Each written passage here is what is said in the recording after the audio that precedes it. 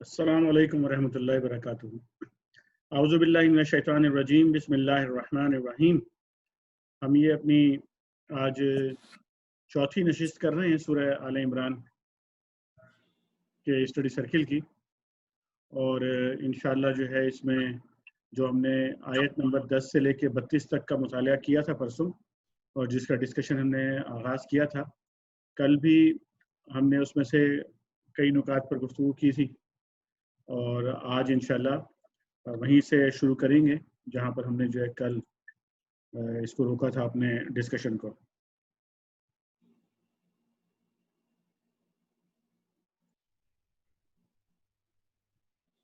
तकवा पे हमारी बात चल रही थी आखिर में, और सब्र पे हमने डिस्कशन पूरा कर लिया था। और सब्र पे डिस्कशन हमने इस तनाजुर में, वैसे इन जनरल हमने डिस्कशन किया था, लेकिन अगर इसको एक दफ़ा दोहरा लें कोई भी भाई, कि ये जो तकवा की रविश जो लोग इख्तियार करते हैं, और जो तारिक भाई ने बात की थी, सैयद तारिक अपने तारिक सईद भाई ने, कि अपने बंदों के रवैये पर गहरी नज़र रखता है, इस आयत को उन्होंने जो है वो बहुत दोहराया था अपनी गुफ्तगू में। तो हमने ये देखा था कि जो मुत्तकी लोगों की अल्लाह ताला ने यहाँ पे सिफात बयान फरमाई हैं, वो यहाँ पर एक लिस्ट है छोटी सी, तो कोई भी भाई उसे बयान कर दें जो यहाँ से स्टार्ट हो रही है। ये वो लोग हैं जो कहते हैं कि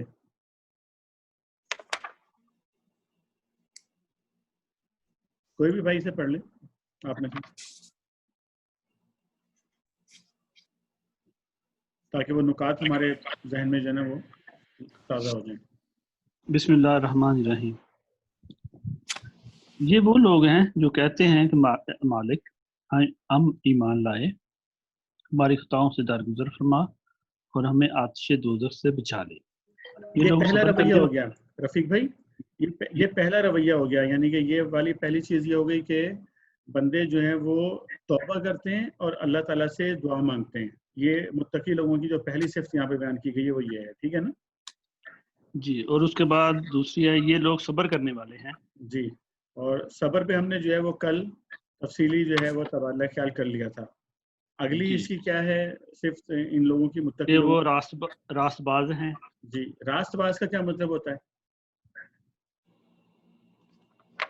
रास्तबाज जो सीधी बात करते हैं जी। ये किसका तर्जुमा है? ये सिद्दीकीन, सिद्दीक जी। उसके बाद फरमाबरदार और रास्तबाज वो लोग होते हैं जो सीधे रास्ते पर चलने वाले लोग होते हैं, जो दाएं बाएं नहीं हटते।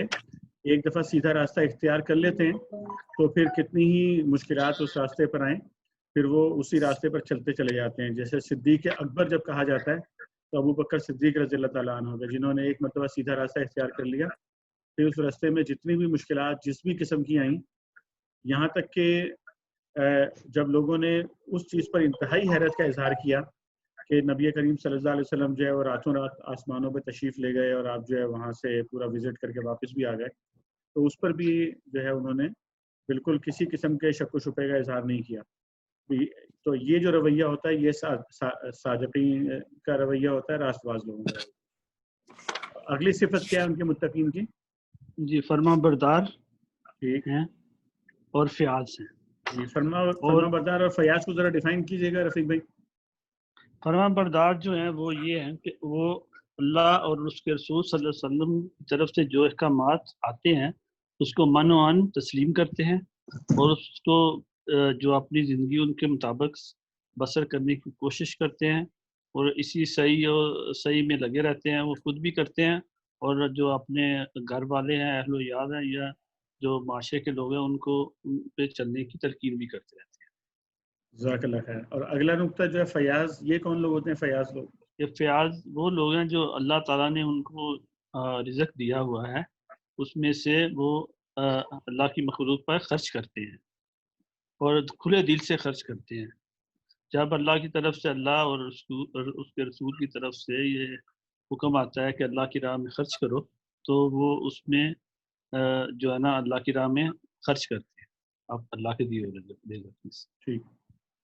और और इनकी आखिरी जी जी اور آخری جو ہے رات کی آخری گھڑیوں میں اللہ سے مغفرت کی دعائیں مانگا کرتے ہیں۔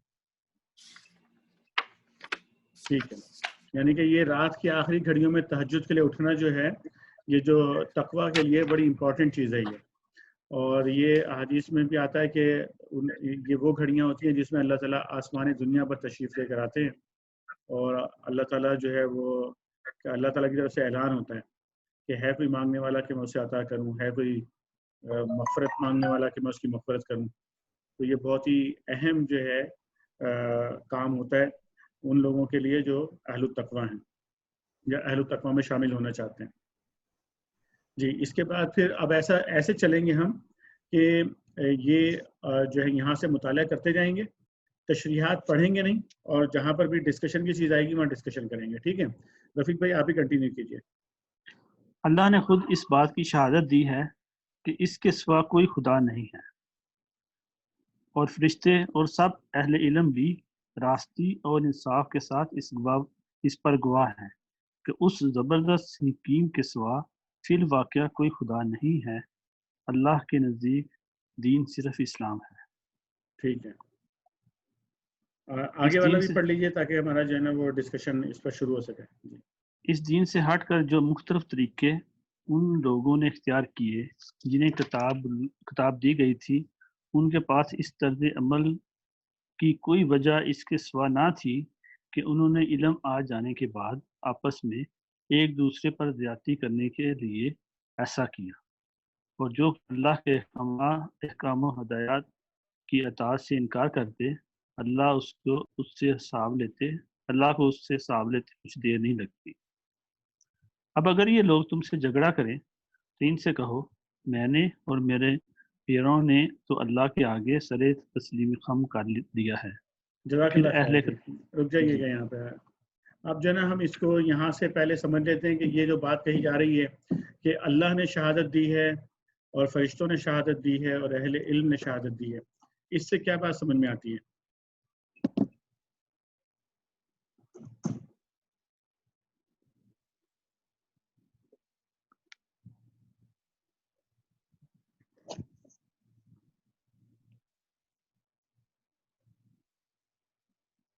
جی، کوئی بھی بھائی اس پہ بات کر لیجئے۔ اللہ کی جو شہادت ہے اور جو اہل علم کے فرشتوں کی شہادت، اس کی بات آ رہی ہے۔ دنیا میں سب سے زیادہ جو معتبر شہادت ہے وہ تو اللہ کے بعد جو ہے نا وہ فرشتوں کی ہے، کیونکہ جو وہ کائنات کا جو انتظامی امور ہے اللہ کے حکم سے وہ چلاتے ہیں، تو اس لیے اللہ کی شہادت ہے، اس کے بعد فرشتوں کی شہادت وہ سب سے معتبر ہے۔ ٹھیک، کوئی اور بھائی اس نقطے پر کوئی بات کرنا چاہیں کہ کیا بات سمجھ میں آتی ہے اس سے؟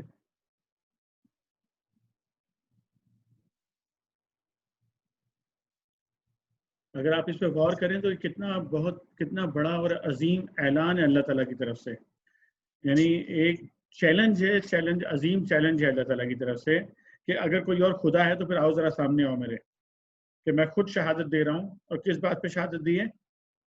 کہ اس زبردست حکیم کے سوا فی الواقع کوئی خدا نہیں ہے، یعنی اللہ تعالیٰ خود شہادت دے رہے ہیں کہ اللہ کے علاوہ کوئی خدا اللہ کے علاوہ نہیں ہے۔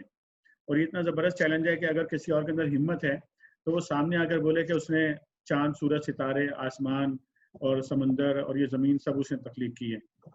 تو اتنی بڑا یہ جو تخلیق کرنے والا جو کام ہے، اس پر میرے علم کے مطابق تو آج تک دنیا میں جتنے لوگوں نے بھی شرک کیا ہے ان میں سے کسی نے بھی جو ہے نا وہ یہ دعویٰ نہیں کیا کہ اس نے یہ ان چیزوں کو تخلیق کیا ہے جس کو وہ خدا کہتے ہیں۔ آپ کے علم میں کوئی ہے تو ذرا بتائیے۔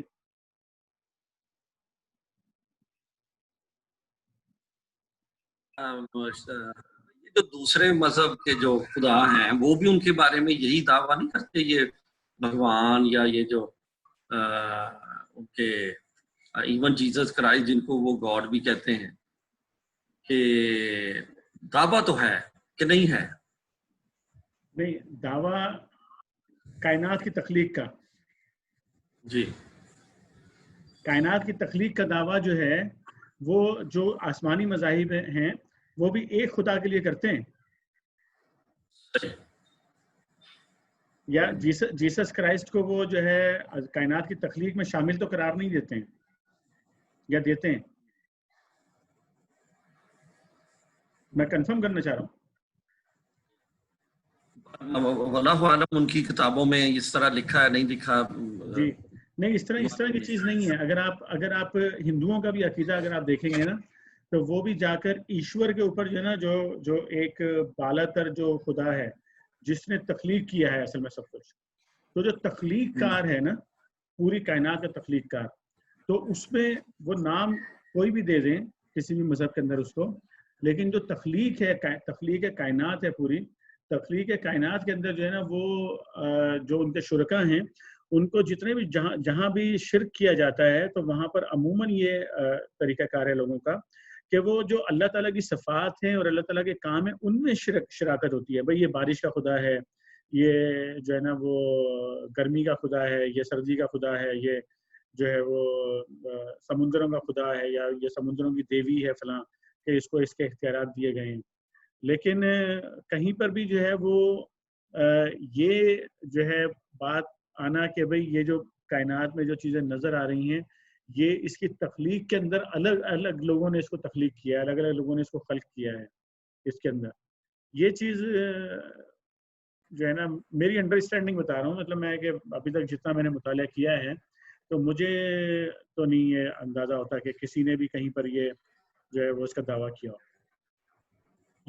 اس لیے یہ چیلنج اللہ تعالیٰ نے دیا ہے کہ بھئی اللہ کے علاوہ یعنی کہ ایک خدا کے علاوہ اگر کسی نے ان چیزوں کو تخلیق کیا ہے تو ذرا لے کر آؤ کہ بھئی کس نے تخلیق کیا ہے ان کو. ہو سکتا ہے مطلب کہ میری انڈرسٹینڈنگ، مطلب میں ابھی انڈرسٹینڈنگ صرف اس لیے یہاں پر بیان کر رہا ہوں تاکہ ایک ڈسکشن، اصل میں ان اسٹڈی سرکلز کا فائدہ یہ ہوتا ہے کہ بعض اوقات کچی پکی معلومات ہوتی ہیں ہماری اور کچی پکی انڈرسٹینڈنگ ہوتی ہے، لیکن اس سے جو سوالات اٹھتے ہیں تو وہ کم از کم ہمیں اس بات پہ آمادہ کر دیتے ہیں کہ ہمیں مزید مطالعہ کرنا چاہیے اس ضمن کے. اور مجھے لگتا ہے کہ ہم سب کو ہی اس حوالے سے مزید مطالعہ کرنے کی ضرورت ہے. تو اس سے ہم جو ہے آگے چلیں گے اور اگلی آیت پہ آتے ہیں کہ اللہ تعالیٰ نے فرمایا کہ اللہ کے نزدیک دین صرف اسلام ہے. اب اس پہ بات کر لیتے ہیں کہ دین کیا چیز ہوتی ہے، اور پھر اگر دین کو ہم سمجھ لیں تو پھر صرف اسلام کیوں دین ہے، اور یہ جو باقی چیزیں یہ کیا ہیں پھر دنیا کے اندر. دین پہ بات کر لیجیے.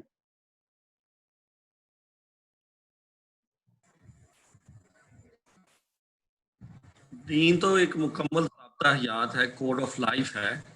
یہ وہ مذہب نہیں ہے کہ کسی نے کوئی اختیار کر لیا. یہ مکمل دین مطلب وے آف لائف دیتا ہے آپ کو، مکمل کوڈ آف لائف ہے. مطلب زندگی کے تمام شعبوں کو یہ کور کرتا ہے اور اس کے بارے میں ہدایات دیتا ہے اور اس کے پاس اس کا جواب اور ایک کلیئر ایک ویژن دیتا ہے کہ کس مقصد کے لیے یہاں آئے اور آگے کہ کیا ہمارے ساتھ معاملات ہوں گے جس میں ہمارا حساب کتاب ہے، پھر دوزخ جنت ہے. دین ایک مکمل ضابطہ حیات ہے. جزاک اللہ خیر. جی اور کوئی بھائی اس پہ بات کرنا چاہیں کہ پہلے صرف اس پہ بات کر لیں؟ اچھا چلیں ایسا کرتے ہیں کہ پہلے جو ہے نا اس پہ بات کر لیتے ہیں، اس آیت کی جو اہمیت ہے اس کی اہمیت پہ پہلے بات کر لیتے ہیں اس آیت کی، ٹھیک ہے؟ پھر ہم لفظ دین کے اوپر جائیں گے. اس آیت کی صرف اس آیت کی کہ ان الدین عند اللہ الاسلام، اس کی اہمیت کا اندازہ جو ہے وہ ہم چلتے ہیں ذرا تفسیر ابن کثیر پہ. یہاں پہ طارق بھائی آپ اس کا ذرا مطالعہ کریں گے، سامنے اسکرین پہ جو آ رہا ہے.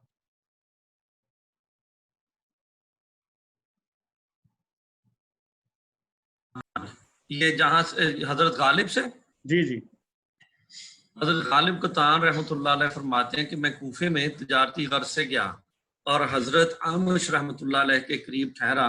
رات کو حضرت اعمش رحمۃ اللہ علیہ تہجد کے لیے کھڑے ہوئے پڑھتے پڑھتے جب اس آیت تک پہنچے ان الدین عند اللہ الاسلام پڑھا تو فرمایا وانا اشہد بما شاہد اللہ بہ فاستودع اللہ ہذه شہادتی وہی لی عند اللہ ودیہ، تو یعنی میں بھی شہادت دیتا ہوں کہ اس کی جس کی شہادت اللہ نے دی اور میں اس شہادت کو اللہ کے سپرد کرتا ہوں، یہ میری امانت اللہ کے پاس ہے۔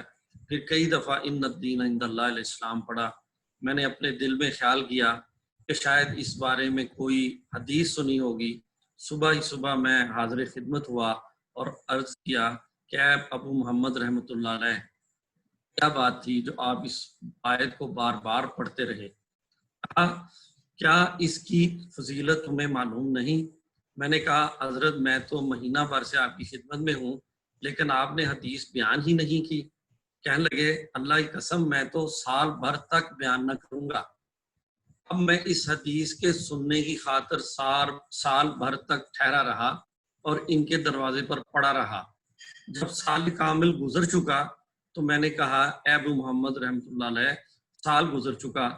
کہا سن، مجھ سے ابو وائل رضی اللہ عنہ نے حدیث بیان کی، اس نے عبداللہ سے سنا، وہ فرماتے ہیں کہ رسول اللہ صلی اللہ علیہ وسلم نے فرمایا اس کے پڑھنے والے کو قیامت کے دن لایا جائے گا اور اللہ عز و جل فرمائے گا میرے اس بندے نے میرا عہد لیا ہے اور میں عہد کو پورا کرنے میں سب سے افضل و اعلیٰ ہوں، میرے اس بندے کو جنت میں لے جاؤ۔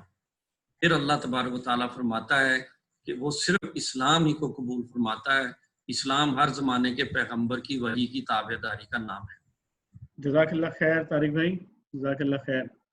آپ نے یہ جو ابھی مطالعہ کیا ہے اس میں ایک تو عیسائیت کے حوالے سے بات آئی ہے اور دوسرے ایک اور بہت ہی زبردست سبق جو ہے وہ ہمیں یہاں پہ ایک بہت ہی چشم کشا سبق یہاں سے ہمیں ملا ہے، تو ان نکات کو ذرا آپ بیان فرمائیے۔ اس کی جو آخری جملہ ہے یہ پھر اللہ تعالیٰ فرماتا ہے کہ وہ صرف اسلام ہی قبول فرماتا ہے اور اسلام ہر زمانے کے پیغمبر کی وحی کی تابع داری کا نام ہے۔ تو یہ بہت سب سے اہم مجھے تو اس میں لگ رہا ہے کہ اسلام کو نیا دین نہیں اور نہ ہی یہ نبی کریم صلی اللہ علیہ وسلم سے شروع ہوا، یہ تو حضرت آدم علیہ السلام سے، بلکہ کچھ آیتیں بھی ہیں اس طرح کی پڑھا کہیں پہ، تمام نبیوں کا یہی دین رہا ہے، اسلام ہی رہا ہے، بلکہ حضرت ابراہیم علیہ السلام اور اس طرح ایک دو نبیوں نے تو خود کہا بھی کہ ہمارا دین اسلام ہے۔ تو اسلام جو ہے وہ ایک ہی دین ہے جو چلا آ رہا ہے اور نبی کریم صلی اللہ علیہ وسلم پہ آپ کو مکمل۔ جی جزاک اللہ۔ کوئی اور بھائی اس جو ابھی ہم نے یہ جو مطالعہ کیا ہے اس واقعے کا، اس پر کوئی بات کرنا چاہیں کوئی بھائی؟ کیا اسباق یہاں سے ہمیں مل رہے ہیں؟ جی رضا بھائی۔ السلام علیکم جی۔ ایک اور چیز جو اس میں سمجھ میں آ رہی ہے وہ یہ ہے کہ علم حاصل کرنے کے لیے چاہے جتنی بھی تگ و دو کرنی پڑے وہ کرنی چاہیے، کیونکہ جیسے اس میں یہ بیان کیا ہے کہ وہ 1 سال تک رکے رہے اس حدیث کو حاصل کرنے کے لیے، تو یہ ایک علم ہی کی مطلب یہ کہ محبت ہے کہ اس کی وجہ سے انہوں نے اتنا وقت لگایا اس میں، یہ مجھے سمجھ میں آ رہا ہے۔ جی ماشاء اللہ۔ اور کوئی بھائی اس نقطے پر بات کرنا چاہیں؟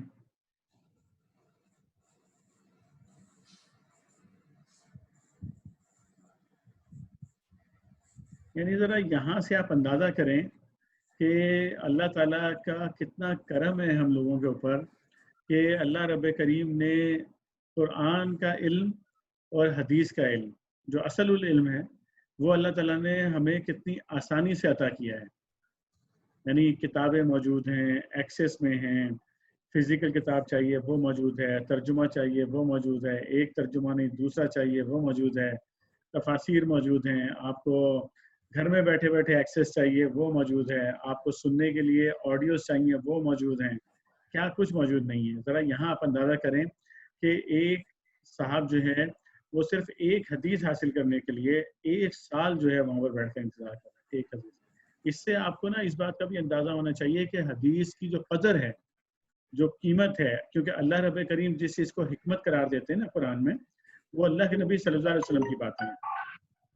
کہ یہ نبی تمہیں حکمت کی تعلیم دیتا ہے، یعنی کہ اللہ کے نبی صلی اللہ علیہ وسلم کے جو آپ کے جو ہمارے لیے ہدایات ہیں، آپ کے جو طرز عمل ہے، آپ کا جو مختلف معاملات کے اندر جو آپ کا طریقہ کار تھا، وہ یہ اتنی اہمیت کا حامل ہے کہ اس سے پوری پوری زندگیاں بدل جاتی ہیں۔ ہمیں تو حیرت ہوتی ہے کہ لوگ آج کل جو ہے وہ ہزاروں روپے نہیں بلکہ ڈالر خرچ کر کے جو ہے وہ ایسے ایسے کورسز کر رہے ہوتے ہیں جا کے لیڈر بننے کے لیے اور مینجمنٹ سیکھنے کے لیے اور کیریکٹر بلڈنگ کے لیے، کہ جس میں وہی ساری باتیں سکھائی جا رہی ہوتی ہیں جو ہم بچپن میں اپنی گھر کے اندر جو ہے وہ بچوں کو احادیث جو سنا رہے ہوتے ہیں، لیکن چونکہ ہم ان کو انڈرسٹینڈ نہیں کرتے، ان کو برتتے نہیں ہیں، ان کو اپنا رویہ نہیں بناتے، یعنی کہ جو اللہ تعالیٰ نے فرمایا نا آیت کے اندر کہ میں اپنے بندوں کے رویے پر گہری نظر رکھتا ہوں، تو یعنی حدیث اور آیت جو ہے نا جب تک انسانی رویہ نہ بن جائے نا، انسان کا کریکٹر نہ بن جائے وہ چیز، اس وقت تک جو ہے آپ اس کا بینیفٹ نہیں لے سکتے۔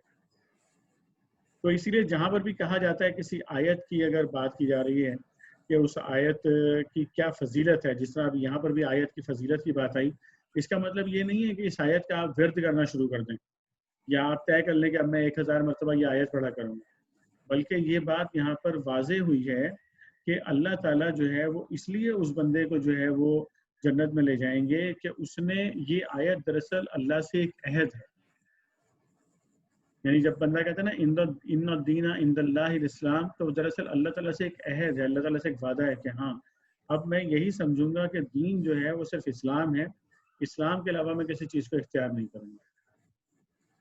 تو یہ ایک ہمیں جو ہے یہاں سے جو ہے بات مل رہی ہے۔ اب یہاں پر اس نقطے کو سمجھنا ضروری ہے کہ آخر پھر یہ دین جسے ہم یہ کہہ رہے ہیں، شاید طارق بھائی نے بات کی یہاں پہ کہ مکمل ایک طرز زندگی یا کوڈ آف لائف ہے پورا، تو اس کو تھوڑا سا اور سمجھتے ہیں۔ حفیظ بھائی موجود ہیں، میں حفیظ بھائی سے درخواست کروں گا کہ آپ ذرا یہاں سے اس کا مطالعہ فرمائیے گا۔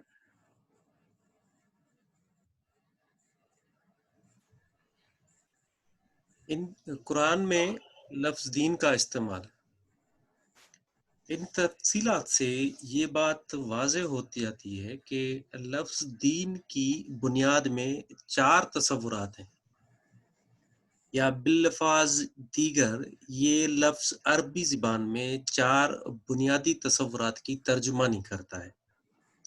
نمبر 1، غلبہ و تسلط کسی ذی اقتدار کی طرف سے۔ نمبر 2، اطاعت، تعبد اور بندگی صاحب اقتدار کے آگے جھک جانے والے کی طرف سے۔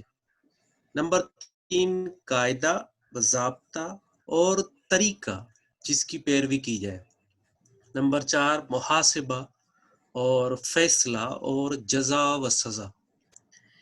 انہی تصورات میں سے کبھی ایک کے لیے اور کبھی دوسرے کے لیے اہل عرب مختلف طور پر اس لفظ کو استعمال کرتے تھے، مگر چونکہ ان 4 امور کے متعلق عرب کے تصورات پوری طرح صاف نہ تھے اور کچھ بہت زیادہ بلند بھی نہ تھے، اس لیے اس لفظ کے استعمال میں ابہام پایا جاتا ہے، اور یہ کسی باقاعدہ نظام فکر کا اصطلاحی لفظ نہ بن سکا۔ قرآن آیا تو اس نے اس لفظ کو اپنے منشا کے لیے مناسب پا کر بالکل واضح اور متعین مفہومات کے لیے استعمال کیا اور اس کو اپنے مخصوص اصطلاح بنا لیا۔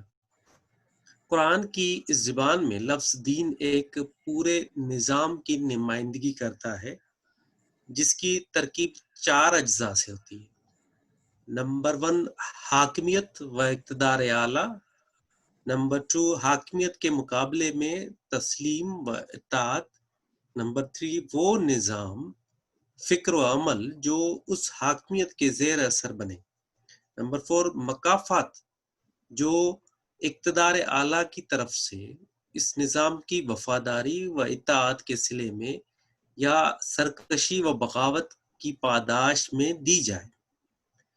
कुरान कभी लफ्ज दीन का इतलाक माने अव्वल व दोम पर करता है, कभी मानी सोम पर, कभी मानी चारम पर, और कहीं दीन बोलकर ये पूरा निज़ाम अपने चारों अज्जा समेत मुराद लेता है। इसकी वजाहत के लिए हस्ब झेल आयात कुरानी मुलाहिजा हो। जज़ाकल्लाह खैर जनाब, ये तो अब पूरा डिटेल में अगर आपने मुताला करना हो आयात कुरानी का और इसकी तफसीलात का, तो ये किताब जो है आप डाउनलोड कर लीजिएगा, वहाँ से आप पढ़ सकते हैं। लेकिन ये अब हमारे सामने जो जिस बात को तारिक भाई कह रहे थे ना, तारिक सईद भाई, निज़ाम या पूरा जो है वो ज़िंदगी का कोड, ये अब उसके चारों जो हमारे सामने इसके अज्जा आ गए हैं। तो इनकी रोशनी में अब आप ज़रा इसको डिफाइन कीजिए दीन को, यानी ये पूरा फ्रेमवर्क हमारे सामने आ गया है जिसे दीन कहते हैं।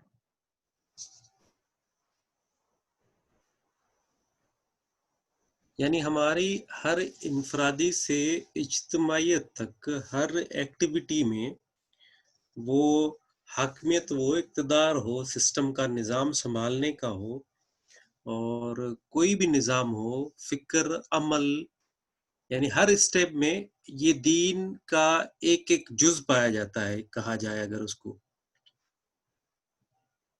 जी, अच्छी कोशिश की है आपने। अब ये अगर बात करूं मैं, जी जी करें तारिक भाई। मतलब दीन, अब ये बहुत अच्छा जबरदस्त चार उसके समझ लें हिस्सों में उसका ब्रेकडाउन हो गया, उसका उस लफ्ज का, दीन का, जिसे हम कोड ऑफ लाइफ कह रहे हैं या मुकम्मल ज़ाब्ता हयात है। और ये चारों चीजें जो मतलब हाकमियत और इक़्तिदार आला उसमें होगा अल्लाह पाक का। हाकमियत के मुकाबले में हम तस्लीम व अताअत, जो अल्लाह के बंदे हैं, वो तस्लीम व अताअत करेंगे इस दीन की रोशनी में। और फिर सिर्फ अताअत ही नहीं करेंगे बल्कि निज़ाम कायम करेंगे उसकी हाकमियत के ज़ेर असर। जी, ये हमारा जो वे ऑफ लाइफ होगा, ये सिर्फ वो किताबों में नहीं होगा या कहीं वो लिख, बल्कि वो नाफिज किया जाएगा। और चौथा जो जाहिर है फिर उसके वो जब इस तीन चीजों के नाफिज करने के बाद जो हम जिंदगी गुजार के खत्म करेंगे, तो जाहिर है उसके एंड पे हमें उसकी जजा और सजा वो भी दी जाएगी, वो भी इसी दीन का हिस्सा है। तो ये हाकमियत आला अल्लाह ताला की आ गई, हमारे ऊपर वो सत्ता, दूसरा पॉइंट आ गया, तीसरा अल्लाह की जमीन पे अल्लाह के निज़ाम को नाफिज करना आ गया, और चौथा जो आखिरत आ गई। अच्छा, यहाँ पे मैं समझना चाह रहा हूँ कि ये पॉइंट नंबर 3 है, इसमें जो लफ्ज इस्तेमाल हुआ है निज़ाम फ़िक्र अमल, ये हाँ ज़रा इसको हमारी ज़िंदगी से इसको कोई भाई जो है वो ज़रा बयान करें कि ये निज़ाम फ़िक्र अमल है क्या।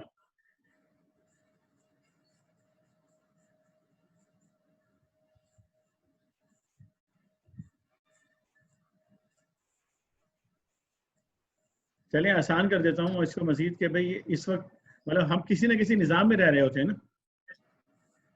इंसान जो है वो किसी न किसी इज्तिमाइयत के अंदर मौजूद है ना। पाकिस्तान में अगर हम रहते हैं तो एक इज्तिमाइयत है ना जो पूरी बनी हुई है, तो वो जिस इज्तिमाइयत में हम रह रहे होते हैं, जो हमारी इज्तिमाई ज़िंदगी के मुख्तलिफ पहलू होते हैं, वो क्या क्या हैं?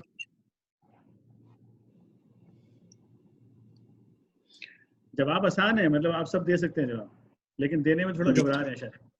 इसमें अपेरेंटली जो हमारे करंट सिनारियो में इदारा नजर आ रहा है ना, वो पार्लियामेंट है, जो डिस्कशन करता है उसके बाद इम्प्लीमेंटेशन की तरफ जाता है, और उसके बाद जो नंबर 4 है वो जो इम्प्लीमेंटेशन है और ताज़ीरात जिसमें आती है।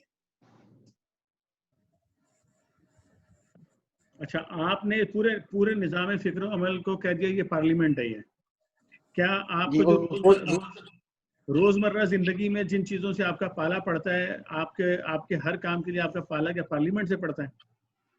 नहीं, वो मतलब जो ये तो वो है ना, जो आपका जो सिस्टम, स्टेट सिस्टम को रन करने के लिए जो रूल्स एंड रेगुलेशंस, और वो हर फर्द तक वो उसके असरात आ रहे होते हैं। मैं उसके हवाले से बात कर रहा हूँ। इज्तिमाइयत इंफरादी तौर पे तो ज़ाहिर है ये 24 आवर का कोड ऑफ कंडक्ट है, हर बंदे ने अपनी, यानी ये इंसान की 24 घंटे की जिंदगी से शुरू होके और قوم کے نظام سلطنت اور اس کے بعد اس کے اندر تعزیرات ان سب کا احاطہ کیے ہوئے ہیں. ہاں یہی میں چاہ رہا ہوں نا کہ نظام سلطنت جسے کہا نا ابھی آپ نے، اس نظام سلطنت کو ذرا ڈیفائن کیجئے کہ وہ ہوتی کیا چیز ہے. مطلب ہم کہہ تو دیتے ہیں نا بھائی نظام بدلنا چاہیے، نظام کیا ہے وہ نظام؟ اس میں آپ کا بینکنگ سسٹم، آپ کا عدالتی نظام، جتنے بھی آپ کے سوشل سیٹ اپ کا جو ڈھانچہ کھڑا ہوا ہوتا ہے، اس کے اندر جو بھی لاز اور جو بھی ان کے امپلیمنٹیشن کے طریقے یا کس طریقے سے اس کو up to the grass root level تک وہ چیزیں امپلیمنٹ ہو رہی ہوتی ہیں، پھر ان کو مطلب فالو اپ کر رہے ہوتے ہیں، پلس اس کی جو وائلیشن ہوتی ہیں ان پہ جو سزائیں ہوتی ہیں وہ سب کچھ اس کے اندر شامل ہوتا ہے. جی بالکل ٹھیک. جی سید طارق بھائی آپ نے جو ہے وہ ہینڈ ریز کیا. جی سجاد بھائی نے آخری جو پوائنٹ اٹھایا وہی میرے کہنے کا مقصد تھا کہ اس میں ہر چیز شامل ہو، عدلیہ بھی، قانون نافذ کرنے والے بھی. مطلب سسٹم صرف پارلیمنٹ، اگر لیٹ سپوز ہم یہ بولیں کہ پارلیمنٹ میں اسلامی نظام یا دین نافذ کر دیا جائے تو وہ نیچے جو سارے یا اس کے جو پیرالل جو ڈپارٹمنٹس ہیں یا ادارے ہیں، جیسے عدلیہ ہو گئی، وہ ماتحت نہیں ہے پارلیمنٹ کے، یا ہمارا دفاعی جو فوج ہے وہ نہیں ہے، وہ ایک طرح سے مطلب وہ ان کے ماتحت تو ہیں لیکن بعض چیزوں میں ان کی ڈیسیجن الگ بھی ہوتی. تو پورے نظام کل جو پورا نظام ہو نا، اس میں پورے دین اس میں جو ہے وہ حاکمیت جو ہے نا وہ صرف اللہ کے احکامات کے ہی تابع ہو. سبحان اللہ. ایکچولی پارلیمنٹ میری کہ رضا بھائی نے پارلیمنٹ ہاتھ نہیں ریز کیا ہوا. جی پہلے آپ سے تروی بات کمپلیٹ کر لیجیے، پھر رضا بھائی بات کریں گے. جی پارلیمنٹ سے میرا مراد یہ تھا کہ پارلیمنٹ جو لیجسلیشن کرتی ہے نا وہ تو پورے کے پورے سسٹم کے لیے کرتی ہے، جو گورن کرتا ہے ایون بینکنگ سسٹم کو، ایون فورسز کے سسٹم کو، اکاؤنٹنگ سسٹم کو، اس کے بعد ایجوکیشن سسٹم کو، ہیلتھ سسٹم کو، مطلب آل جتنے بھی ڈسپلنز ہیں نا لائف کے، ان سب پہ پارلیمنٹ کے ڈیسیجنز وہ امپلیمنٹ ہو رہے ہوتے ہیں. تو جو گائیڈ لائنز جو لیجسلیشن ہو رہی ہے for every walk of life, every discipline of life, وہ میرا مقصد یہ تھا کہ وہ ٹریگر ڈاؤن جو ہو رہا ہے نا نیچے تک اس پورے امبریلا کو، تو وہ سارے کا سارا سیٹ اپ. جی رضا بھائی. جی یہ ماشاءاللہ ایکسپلینیشن تو ہو گئی ہے کافی، لیکن اس کو مختصراً کچھ ایسے کہہ سکتے ہیں کہ انفرادی و اجتماعی، معاشرتی، معاشی اور ایڈمنسٹریٹو قسم کی جو تمام چیزیں ہیں وہ اس میں دین کے اس میں آئیں گی دائرے میں. یہ میں کہنا چاہ رہا تھا. یعنی انسانی زندگی گزارنے کے لیے انسان کی زندگی کے جتنے بھی پہلو ہیں، انفرادی تو اپنی جگہ پر ہے ہی، لیکن جہاں سے اجتماعیت شروع ہوتی ہے وہاں سے چاہے وہ گھر ہو، وہ خاندان ہو، وہ محلہ ہو، وہ شہر ہو، پھر انسانوں کے جو اجتماعی معاملات ہوتے ہیں ایک دوسرے کے ساتھ، معاشی معاملات ہیں جس طرح سے. طارق بھائی کچھ کہہ رہے ہیں؟ طارق سعید بھائی بس چھوٹی سی بات کہ پارلیمنٹ سے پہلے اگر ہم اور اوپر چلے جائیں تو پھر وہ اس کا کانسٹیٹیوشن ہوتا ہے، لوگ آپس میں بیٹھ کے ایک بنا لیتے ہیں بھی اس طرح ہم نے زندگی گزارنی ہے. تو وہ لوگ جو ہوتے ہیں وہ فکر و عمل، ابھی جو بات آ رہی نا فکر و عمل کی، وہ ان لوگوں نے فکر و عمل کر کے اس کو آئین کو یا منشور کو یا دستور کو بنانا ہوتا ہے، جس کی روشنی میں پھر یہ پارلیمنٹ جو ہے وہ لیجسلیشن کرتی ہے. یہ بہت ہی خوبصورت آپ نے جو ہے نا وہ نقطہ بیان کیا ہے یہاں پر، بہت اچھا ماشاءاللہ. تو یعنی اب یہ بات ہمیں سمجھ میں آ گئی کہ جو پورا انسانی زندگی جن چیزوں کی انسانی زندگی کو ضرورت ہوتی ہے اس کے لیے انسان جو اجتماعی نظام بناتا ہے، چاہے وہ عدل فراہم کرنے کے لیے عدلیہ قائم کرے، یا امن قائم کرنے کے لیے پولیس قائم کرے، یا وہ بازار قائم کرے کہ جہاں پر لوگ آپس میں ایک دوسرے کے ساتھ لین دین کرتے ہوں، یا وہ بینک قائم کرے جہاں پر بڑے پیمانے پر جو ہے وہ بزنس کو جو ہے وہ سپورٹ یا کنٹرول کیا جاتا ہو، یا وہ فورسز قائم کرے جس کے ذریعے مسلمانوں کے جو ممالک ہیں، مسلمانوں کی جو مسلمانوں کی جو آبادیاں ہیں ان کو تحفظ فراہم کیا جاتا ہو. ہر چیز جو ہے یہ دراصل نظام عمل ہے نا، کہ جس سے عملی طور پہ جو ہے وہ جو ہے انسان جو ہے وہ ان کو ضرورت پڑ رہی ہے ان سب چیزوں کی. یہ جتنا بھی نظام عمل ہے نا کسی نہ کسی فکر کی بنیاد کے اوپر بنا ہوتا ہے, کسی نہ کسی نظریے کی بنیاد کے اوپر بنتا ہے. تو اس لیے آپ دیکھیں گے دنیا میں جتنے بھی نظام بنے ہوں گے, نظام ڈیوائس ہوتے ہیں, ان کی بنیاد میں کوئی نہ کوئی نظریہ ہوتا ہے, یا تو سیکولرزم ہوگا یا لبرلزم ہوگا, یا کہیں پر کمیونزم تھا, یا کہیں پر سوشلزم ہوگا. تو وہ جو فکر کا نظام ہے وہ جو بتاتا ہے کہ بڑا کون ہے, وہ نظام فکر بتاتا ہے کہ حاکم اعلیٰ کون ہے. وہ نظام مثلاً یہ کہ اگر مغرب کی جمہوریت کی آپ بات کریں تو وہ نظام فکر ہے نا, جو پہلے یہ بتاتا ہے, نظام فکر پہلے بتاتا ہے کہ government of the people, for the people, by the people. تو جب یہ نظام فکر ہے پورا, یہ نظریہ, تو جب یہ نظریہ امپلیمنٹ ہوتا ہے تو امپلیمنٹیشن میں جب یہ جائے گا تو پھر یہ کہے گا کہ چونکہ گورنمنٹ آف دا پیپل ہے اس لیے عوام کی جو بھی مرضی ہوگی وہ کیا جائے گا. تو یعنی اور عوام کی نمائندہ کون ہوگی, جو عوام کی مرضی کو جو ہے وہ منعقد کرے گی یا عوام کی مرضی کو جو ہے اس کے مطابق عملی چیزوں کو تیار کرے گی, وہ کون ہوں گے, وہ ان کی نمائندہ پارلیمنٹ ہوگی. تو اگر وہ عوام کی نمائندہ پارلیمنٹ جو ہے ہم جنس پرستی کو جائز قرار دے دیتی ہے تو وہ جائز ہو جائے گی کیونکہ عوام کی حاکمیت ہے. اگر وہ سود کو جائز قرار دے دیتی ہے تو وہ سود جائز ہو جائے گا کیونکہ عوام کی حاکمیت ہے. اگر وہ شراب کو جائز قرار دیتی ہے تو وہ جائز ہو جائے گا چونکہ عوام کی حاکمیت ہے. اور ان افکار کے تحت بنے ہوئے جتنے بھی نظام فکر و عمل, جتنے بھی نظام عمل آپ کو نظر آئیں گے دنیا میں, جن کے ابھی اگر آپ دیکھیں گے اس وقت جو امریکہ میں جو ہنگامے ہوئے ہیں اس میں جتنی چیزیں سامنے آئی ہیں, پہلے تو شاید جب سوشل میڈیا نہیں ہوتا رہا جس زمانے میں, اس زمانے میں لوگوں کی حرکات اتنی کھل کے سامنے نہیں آتی تھی, لیکن اب تو آپ کے سامنے ویڈیوز آ رہی ہیں کہ ذرا سا جو ہے وہ قانون کی عملداری ختم ہوئی ہے, لوگوں نے دکانیں لوٹنا شروع کر دی ہیں, لوگوں نے ایک دوسرے کے گھر لوٹنا شروع کر دی ہیں. یعنی اخلاقی جو کیفیت ہوتی ہے, وہ جو نظام فکر ہوتا ہے اس کی بنیاد پہ جو نظام عمل بنا ہوتا ہے, وہ لوگوں کی جو اخلاقی کیفیت ہے, ذہنی کیفیت, وہ بھی ایک اس کی جو وہ اسی کی جو ہے نا ایک پرتو ہوتی ہے, اسی کا ایک آپ کہہ سکتے ہیں شیڈو ہوتی ہے وہ, اور اسی کی بنیاد کے اوپر انسانوں کے جو انفرادی اعمال ہیں وہ جو ہے وہ بنتے ہیں. اب یہاں پر جب اللہ تعالیٰ فرما رہے ہیں اس دین کے بارے, یعنی یہ پورا دین ہے, وہ بھی ایک دین ہے, لبرلزم بھی ایک پورا دین ہے, کیونکہ اس کے اندر بھی کسی نہ کسی کی حاکمیت ہے نا. جس طرح ابھی میں نے کہا کہ جب وہ وہاں پر ان ممالک میں جہاں پر آج کی دنیا میں لوگ جمہوریت کو بحیثیت نظام لیتے ہیں تو اس میں حاکمیت اعلیٰ کس کی کہتے ہیں, وہ کہتے ہیں حاکمیت اعلیٰ عوام کی ہے, کیونکہ عوام کی مرضی ہوگی, ول آف پیپل ہوگی جو کہ اس کے اوپر حاکم ہوگی. اسی طرح وہ جو ول آف پیپل ہے جب وہ امپلیمنٹ ہوگی تو جتنے بھی لوگ اس کے ماتحت ہوں گے ان کو وہ تسلیم کرنے پڑیں گے جو بھی قوانین بنائے جائیں گے. اور جب یہ تسلیم اور جو حکومت ہے اس کے نتیجے میں جتنے بھی ادارے بنیں گے امپلیمنٹیشن کے لیے, وہ جو ہے ایک پورا نظام عمل جو ہے وہ تشکیل دیں گے. پھر اس پورے سسٹم کے اندر ریوارڈ کا سسٹم بھی ہوگا کہ جو اس کے مطابق عمل کریں گے ان کو ریوارڈ بھی ملے گا, اور جو اس کو خراب کریں گے ان کو جو ہے سزا بھی دی جائے گی.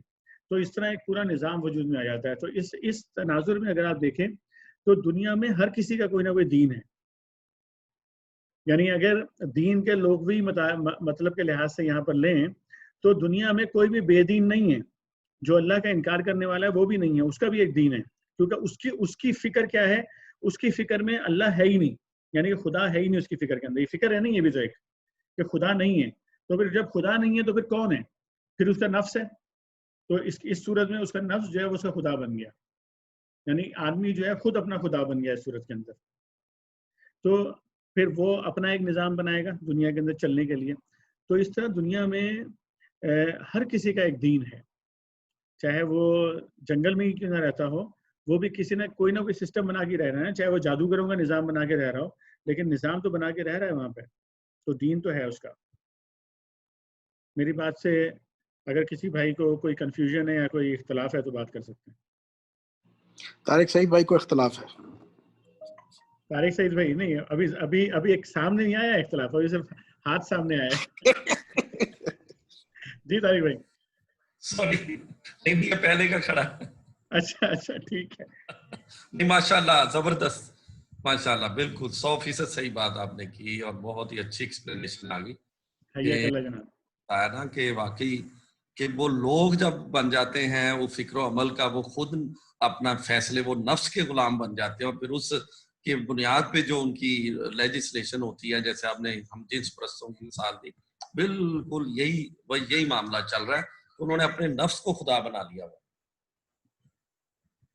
اچھا اب دیکھیں کہ جب ہم نے یہ بات سمجھ لی کہ دین ہم نے سمجھ لیا، اب دین کا پورا کانسیپٹ میرا خیال ہے کلیئر ہو گیا ہے کہ یہ دین ہے، ٹھیک ہے نا، تو اور یہ بھی ہم نے سمجھ لیا کہ دین دنیا میں ہر کسی کا کوئی نہ کوئی دین ہے، تو اب چلتے ہیں واپس اس آیت کی طرف۔ اب یہ ہمیں پوری سمجھ میں آ جائے گی انشاءاللہ کہ جو اللہ تعالیٰ فرمانا ہے کہ اللہ کے نزدیک، آپ دیکھیں کہ ادیان موجود ہیں، لیکن یہاں پہ کہا کیا جا رہا ہے کہ اللہ کے نزدیک جو یہ زندگی گزارنے کا طریقہ ہے، یعنی حاکمیت، اس کے مقابلے میں تسلیم و رضا، اس کے تحت بننے والا نظام فکر و عمل، اور اس کے نتیجے میں جو جزا و سزا کا نظام ہے، یہ پورے کا پورا یہ بننا چاہیے اسلام کی بنیاد کے اوپر، یعنی وحی کی بنیاد کے اوپر، یعنی قرآن کی بنیاد کے اوپر اور سنت کی بنیاد کے اوپر۔ یہ جو ہے اللہ تعالیٰ کو ریکوائرڈ ہے۔ تو اس لیے جو شخص یہ کہتا ہے کہ مسلمانوں کا جو دین ہے یا اسلام جو ہے وہ آپ کا انفرادی معاملہ ہے، اجتماعی معاملہ نہیں ہے، وہ دراصل جو ہم نے کفر کی 6 اقسام پڑھی تھی نا، تو ان میں سے کسی ایک میں پورا اترتا جا گیا، اگر وہ اپنی جو ہے نا فکر کے اوپر غور کر لے تو۔ اچھا اب سوال یہ پیدا ہوتا ہے کہ اگر اللہ کے نزدیک دین صرف اسلام ہے تو یہ باقی جو لوگ ہیں یہ کیا ہیں پھر سب؟ تو اب دیکھیں ہمیں نظر آئے گا جو یہ اگلی آیت ہے نا، یہ اس کو ڈیفائن کر رہی ہے، جو اللہ تعالیٰ فرما رہے ہیں کہ اس دین سے ہٹ کر جن لوگوں نے بھی دوسرے طریقے اختیار کیے ہیں، یعنی دوسرے ادیان جن لوگوں نے بنا لیے ہیں، جن لوگوں نے دوسرے نظام زندگی بنا لیے ہیں، یا دوسری کسی فکر کو انہوں نے اختیار کیا ہے، ان کی نفسیات اللہ تعالیٰ نے بیان کر دی اس ایک سینٹنس کے اندر۔ اگر آپ اس پہ غور کر لیں، فرمایا کہ آپس میں ایک دوسرے پر زیادتی کرنے کے لیے ایسا کیا۔ صرف ایک مثال پہ غور کرتے ہیں کہ دنیا میں جتنے بھی انسان ہیں، ہر انسان کا حق ہے کہ وہ اچھی زندگی جیے۔ ہر انسان کا حق ہے کہ اس کو روٹی ملے، اس کو عزت ملے، اس کو کپڑا ملے، اس کو علاج ملے، اس کو علم ملے، اس کو گھر ملے، اس کو امن ملے۔ یہ ہر شخص کی جو ہے وہ یہ دنیا میں اس کا حق ہے یہ انسان کا۔ لیکن کچھ لوگ دنیا میں یہ طے کرتے ہیں کہ دنیا کا جتنا مال ہے وہ دنیا کی جیبوں سے نکل کر ہمارے پاس آ جائے، اور پھر وہ ایک نظام معیشت جو ہے وہ ایسا ڈیوائز کرتے ہیں سود کی بنیاد کے اوپر کہ جس میں وہ پوری دنیا کو پھنساتے ہیں باقاعدہ، اور اکثریت کو جو ہے اس کے اندر کنگال کرتے ہیں، اور کچھ لوگ جو ہے وہ جو پورا جو بلڈ ہے جو پوری سوسائٹی کا کیا بلکہ اب تو پوری دنیا کا، وہ سک کرنا شروع کر دیتے ہیں ان کا بلڈ، اور اس سارے پیسے کو جو وہ جمع کر رہے ہوتے ہیں، ایسا نہیں ہوتا کہ وہ خود یوٹیلائز بھی کر رہے ہوتے ہیں سارے کا سارے کو، بلکہ وہ اس میں سے وہ ضائع ہو رہا ہوتا ہے یا وہ کہیں اسٹور ہوا ہوتا ہے۔ ایک طرف لوگ ایڑیاں رگڑ رہے ہوتے ہیں، ایک طرف لوگ بچے بھوک سے مر رہے ہوتے ہیں، اور دوسری طرف جو ہے نا وہ لوگوں کے خزانے جو ہے وہ بھرے ہوئے ہوتے ہیں۔ تو اگر آپ دیکھیں نا کہ اللہ کا بتایا ہوا جو سسٹم تھا، کہ اگر آپ کا سسٹم معیشت کا اللہ کے بتائے ہوئے طریقے کے مطابق ہوتا، زکوٰۃ کی بنیاد کے اوپر ہوتا، مال کی دولت کی تقسیم کی بنیاد کے اوپر ہوتا، تو یہ جتنے بھی لوگ ہیں دنیا کے سب کو ان کا حق مل رہا ہوتا ان لوگوں کو۔ لیکن کچھ لوگوں نے وہ چیز اڈاپٹ کی، تو وجہ کیا تھی؟ زیادتی کرنے کے لیے۔ یہ اللہ تعالیٰ نے بیان کیا یہاں پہ۔ اسی طرح جب انسان کوئی ایسا نظام قانون بناتے ہیں کہ جو اللہ سے ہٹ کر ہو، تو وہ دراصل اسی لیے بنا رہے ہوتے ہیں۔ آپ دیکھتے ہیں پاکستان میں بھی کہ بہت دفعہ ایسی قانون سازیاں ہو رہی ہوتی ہیں، بعد میں آپ کو پتہ چلتا ہے کہ ارے قانون سازی ہو گئی، اس سے تو چند لوگوں کو فائدہ ہونا تھا اس پوری قانون سازی سے، اکثریت کا اس میں بھٹا بیٹھ جاتا ہے، اور چند لوگ جو ہے وہ اپنے فائدے کے لیے قانون سازی کرا لیتے ہیں۔ کیوں؟ اس لیے کہ وہ باقی سب پہ زیادتی کرنا چاہ رہے ہوتے ہیں، اپنی جو ان کی جو کرپشن ہوتی ہے، ان کی جو لالچ ہوتا ہے، اس کو جو ہے بچانے کے لیے، اور اپنی کرپشن کو بچانے کے لیے، اور اپنی گردن کو بچانے کے لیے، اور اپنی حوث کو پورا کرنے کے لیے جو ہے وہ لوگوں کے اوپر زیادتی کرنے کو تیار ہو جاتے ہیں. تو اس لیے جتنے بھی دنیا میں آپ کو نظر آئیں گے چھوٹے سے لے کے بڑے تک وہ نظام کے جو اللہ کی تعلیمات سے ہٹ کر بنے ہوئے ہیں وہ سارے کے سارے نظام جو ہے دراصل انسانوں کو کے حقوق چھیننے کے لیے بنے ہوئے ہیں, ان کے اوپر زیادتی کرنے کے لیے اور ظلم کرنے کے لیے بنے ہوئے ہیں. جی طارق سعید بھائی. اسی بات کو تھوڑا سا آگے کرتے ہوئے کہ آج کے دور میں اگر آپ اس کی واضح شکل دیکھنا چاہو جو ابھی ہم نے اپنی زندگیوں میں دیکھا پچھلے 20-30 سالوں میں, کس طرح مطلب تیل کے لیے ایک انسانوں کے گروہ نے تو کتنے لاکھوں انسان مار دیے, اور وہ تیل پہ قبضہ کرنے کے لیے ویپنز آف میس وہ بنایا اور پھر سوری کر دیا. ایک 10 لاکھ لوگوں کو مارنے کے بعد کہا I'm really sorry, میرے پاس وہ جو انفارمیشن تھی ویپنز آف میس ڈسٹرکشن کی وہ درست نہیں تھی, ایک فکرہ کہہ کے وہ بات ختم کر دی. تو یہ بالکل آج کل کے زمانے کی مثال جو بھی آپ فرما رہے ہیں. بالکل ٹھیک آپ نے مثال دی. اسی طرح اسلحہ بیچنے کے لیے دنیا میں جنگیں کراتے ہیں اور باقاعدہ اعلان کر کے کرواتے ہیں. یعنی کہ آپ دیکھیں نا کہ رینڈ کارپوریشن کی رپورٹیں موجود ہیں کہ جی جو انہوں نے حکومت کو اپنی کو مشورہ دیا کہ آپ کی معیشت اگر نیچے جا رہی ہے تو آپ ایسی جگہوں پر جنگیں شروع کروا دیں جن کے پاس پیسہ ہے, تاکہ وہ جب اسلحہ خریدیں گے تو پھر ہمارا اسلحہ بکے گا اس کے نتیجے میں. تو یہ آپ کو نظر آئیں گی یہ چیزیں عالمی سطح سے لے کر اور ملکی سطح تک. یعنی اگر آپ پاکستان کے اندر بھی دیکھیں تو کتنی قانون سازیاں جو ہے وہ کس طرح سے ہوتی ہیں کہ جی زیادتی والے قانون کس طرح سے بنتے ہیں. آپ ذرا اس پہ غور کریں نا, کہ کبھی آپ اس پہ غور کریں کہ جی کسی ادارے کو اس بات کا اختیار دے دیا جائے کہ وہ جتنے دن تک چاہے کسی بھی فرد کو گرفتار کر کے صرف الزام کی بنیاد کے اوپر اپنی کسٹڈی میں رکھ سکتا ہے. اب یہ اس سے بڑی کیا زیادتی ہوگی کہ کوئی بھی کسی کو اس بات کا اختیار دیا جائے کہ کسی کو اپنی مرضی سے وہ گرفتار کر لے اور اپنی مرضی سے جہاں چاہے اس کو قید کرے اور جتنے دن چاہے اس کو قید کر دے اس کو. تو یہ جتنی بھی چیزیں اس طرح کی ہوتی ہیں یہ زیادتی کرنے کے لیے ہوتی ہیں ساری. اس لیے اگر لوگ یہ چاہتے ہیں کہ امن قائم ہو, انصاف ہو, عزت ہو لوگوں کی, لوگوں کو رزق ملے, روزگار ملے اور ایک پرامن اور خوشحال زندگی وہ بسر کریں دنیا میں, تو اس کے علاوہ کوئی چارہ کار نہیں ہے کہ اللہ تعالیٰ کے دین کو تسلیم بھی کر لیا جائے اور اس کو نافذ بھی کر لیا جائے. الحمدللہ اس پر ہم نے کافی سیر حاصل ڈسکشن جو ہے وہ کر لیا ہے.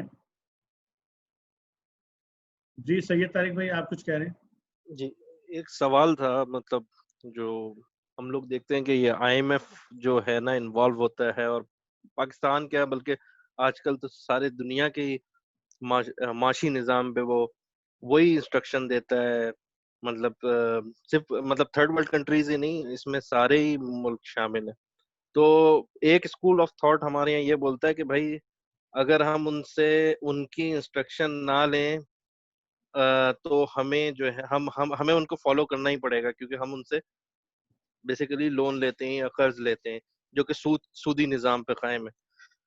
تو اس سلسلے میں ذرا اس پہ روشنی ڈالیے گا کہ مطلب کیسے مطلب ان چیزوں سے مطلب ہم بچیں. جو یہ کوئی بھائی جواب دینا چاہیں گے اس سوال کا؟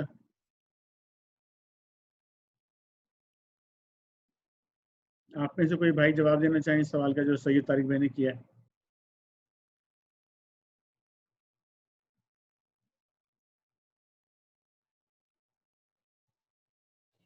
سوال انہوں نے آپ سے کیا ہے.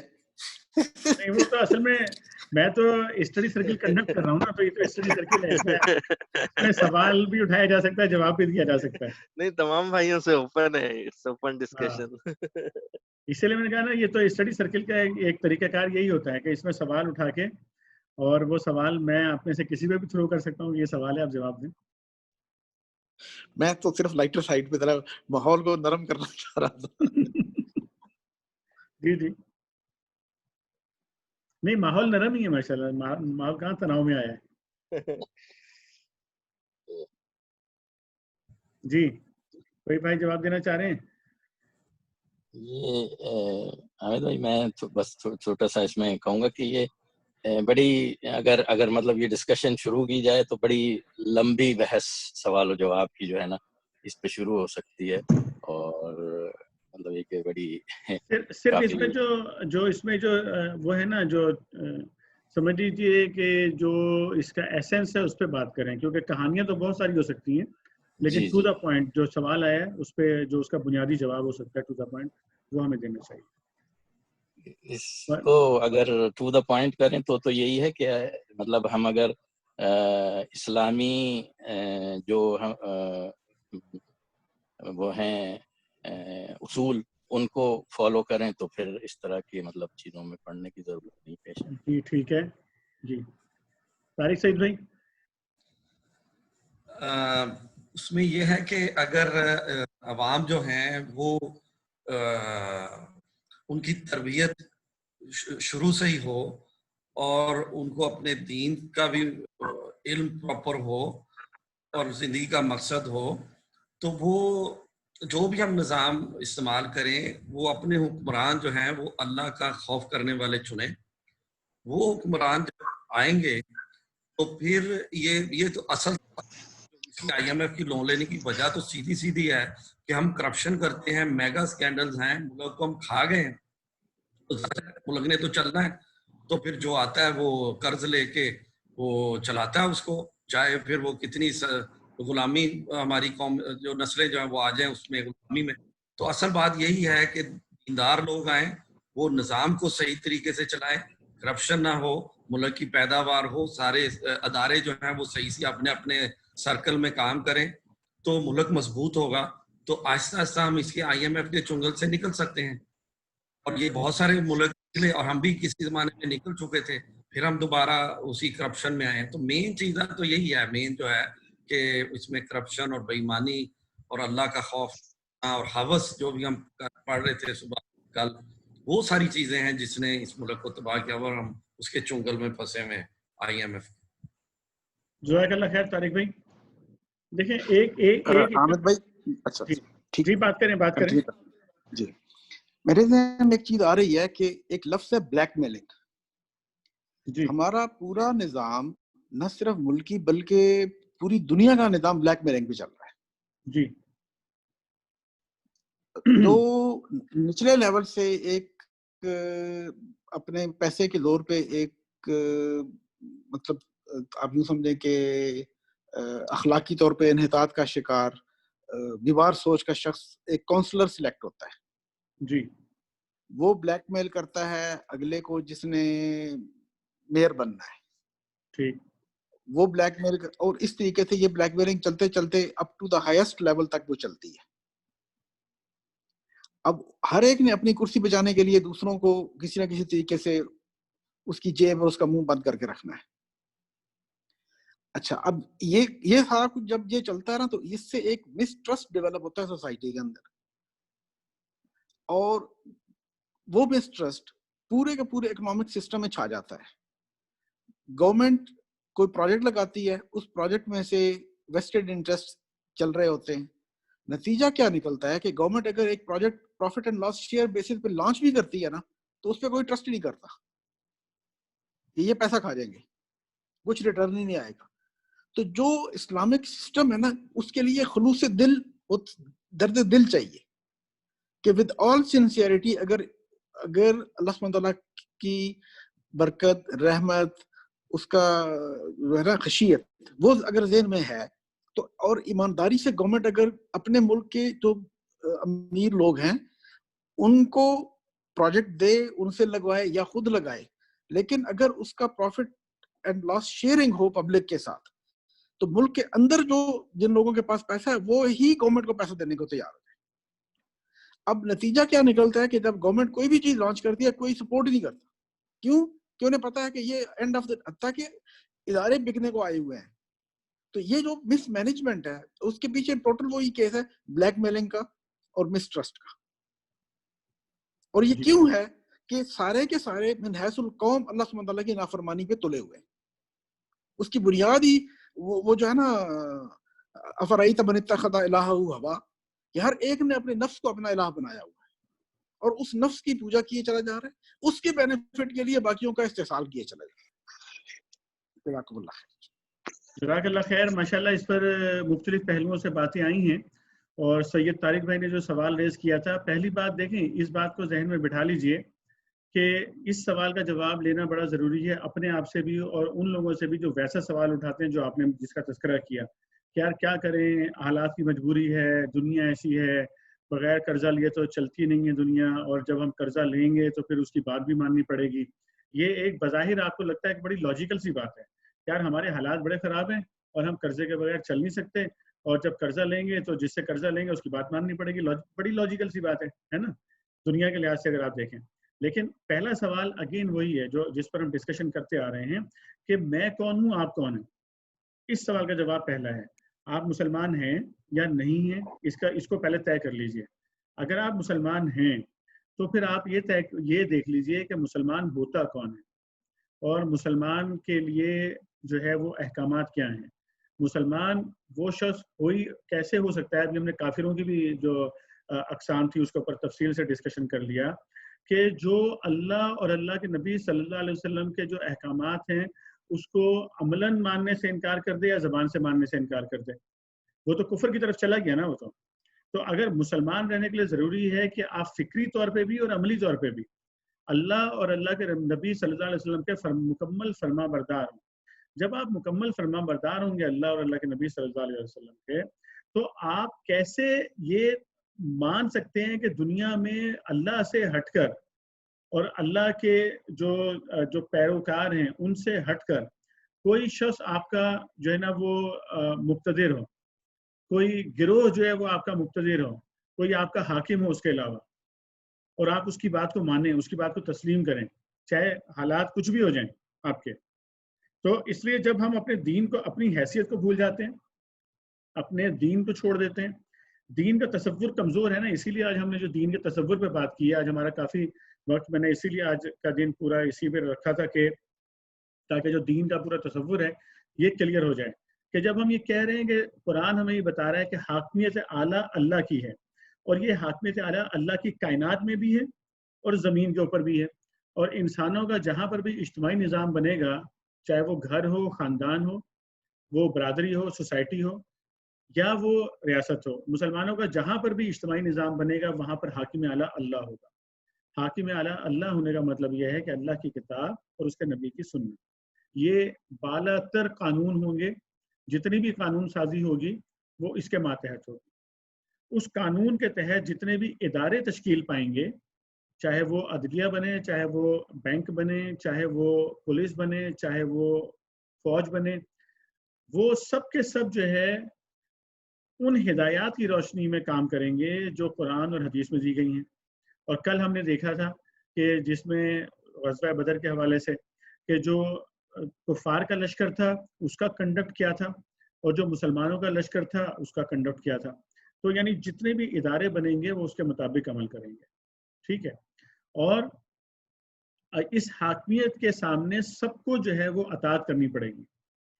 اور اس اطاعت کے اندر ہم نے صبر کے بارے میں بھی پڑھ لیا کہ اس رستے میں جتنی بھی مشکلات آئیں آپ کے اوپر بھوک آ جائے، آپ کی آمدنیاں کم ہو جائیں، آپ کے ملک کے اندر جو ہے وہ حالات جو ہے وہ ٹینس ہو جائیں معاشی لحاظ سے، جیسا بھی ہو جائے، لیکن آپ کو اپنے دین کے اوپر قائم رہنا ہے. آپ یہ نہیں کہہ سکتے کہ یار چونکہ مطلب ہمیں تو اب عیاشیاں جاری رکھنے کے لیے قرضے لینے ہیں باہر سے، تو اس لیے دین کے اوپر کمپرومائز کر لیتے ہیں. پھر دین پہ کمپرومائز کر لیا تو پھر آپ اسلام سے تو نکل گئے، پھر آپ جو مرضی کرتے پھریں دنیا میں، جس چراگاہ میں جا کے چریں وہاں پر پھر اللہ تعالیٰ کے سامنے جواب دے لیں اپنے جا کے. تو اس لیے یہ بات سمجھانی ایسے لوگوں کو ضروری ہے کہ بھائی اگر مسلمان ہوں تو ڈٹنا پڑے گا، جمنا پڑے گا آپ کو دین کے لیے اور دین کے مطابق زندگی انفرادی اور اجتماعی گزارنے کے لیے. کلیئر ہو گئی بات؟ جی کلیئر ہو گئی. وہی پوائنٹ نمبر 3 جو ہے نا وہ بیسیکلی وہ دوبارہ اس کا جو ہے آنسر بن جاتا ہے، وہ نظام فکر و عمل جو اس حاکمیت کے زیر اثر ہو، یعنی کہ پورا نظام فکر و عمل جو کہ اللہ تعالیٰ کی حاکمیت کے زیر اثر ہو. بالکل اسی کے طریقے سے ہم جو ہے نا وہ اچیو کر سکتے ہیں معاشی نظام.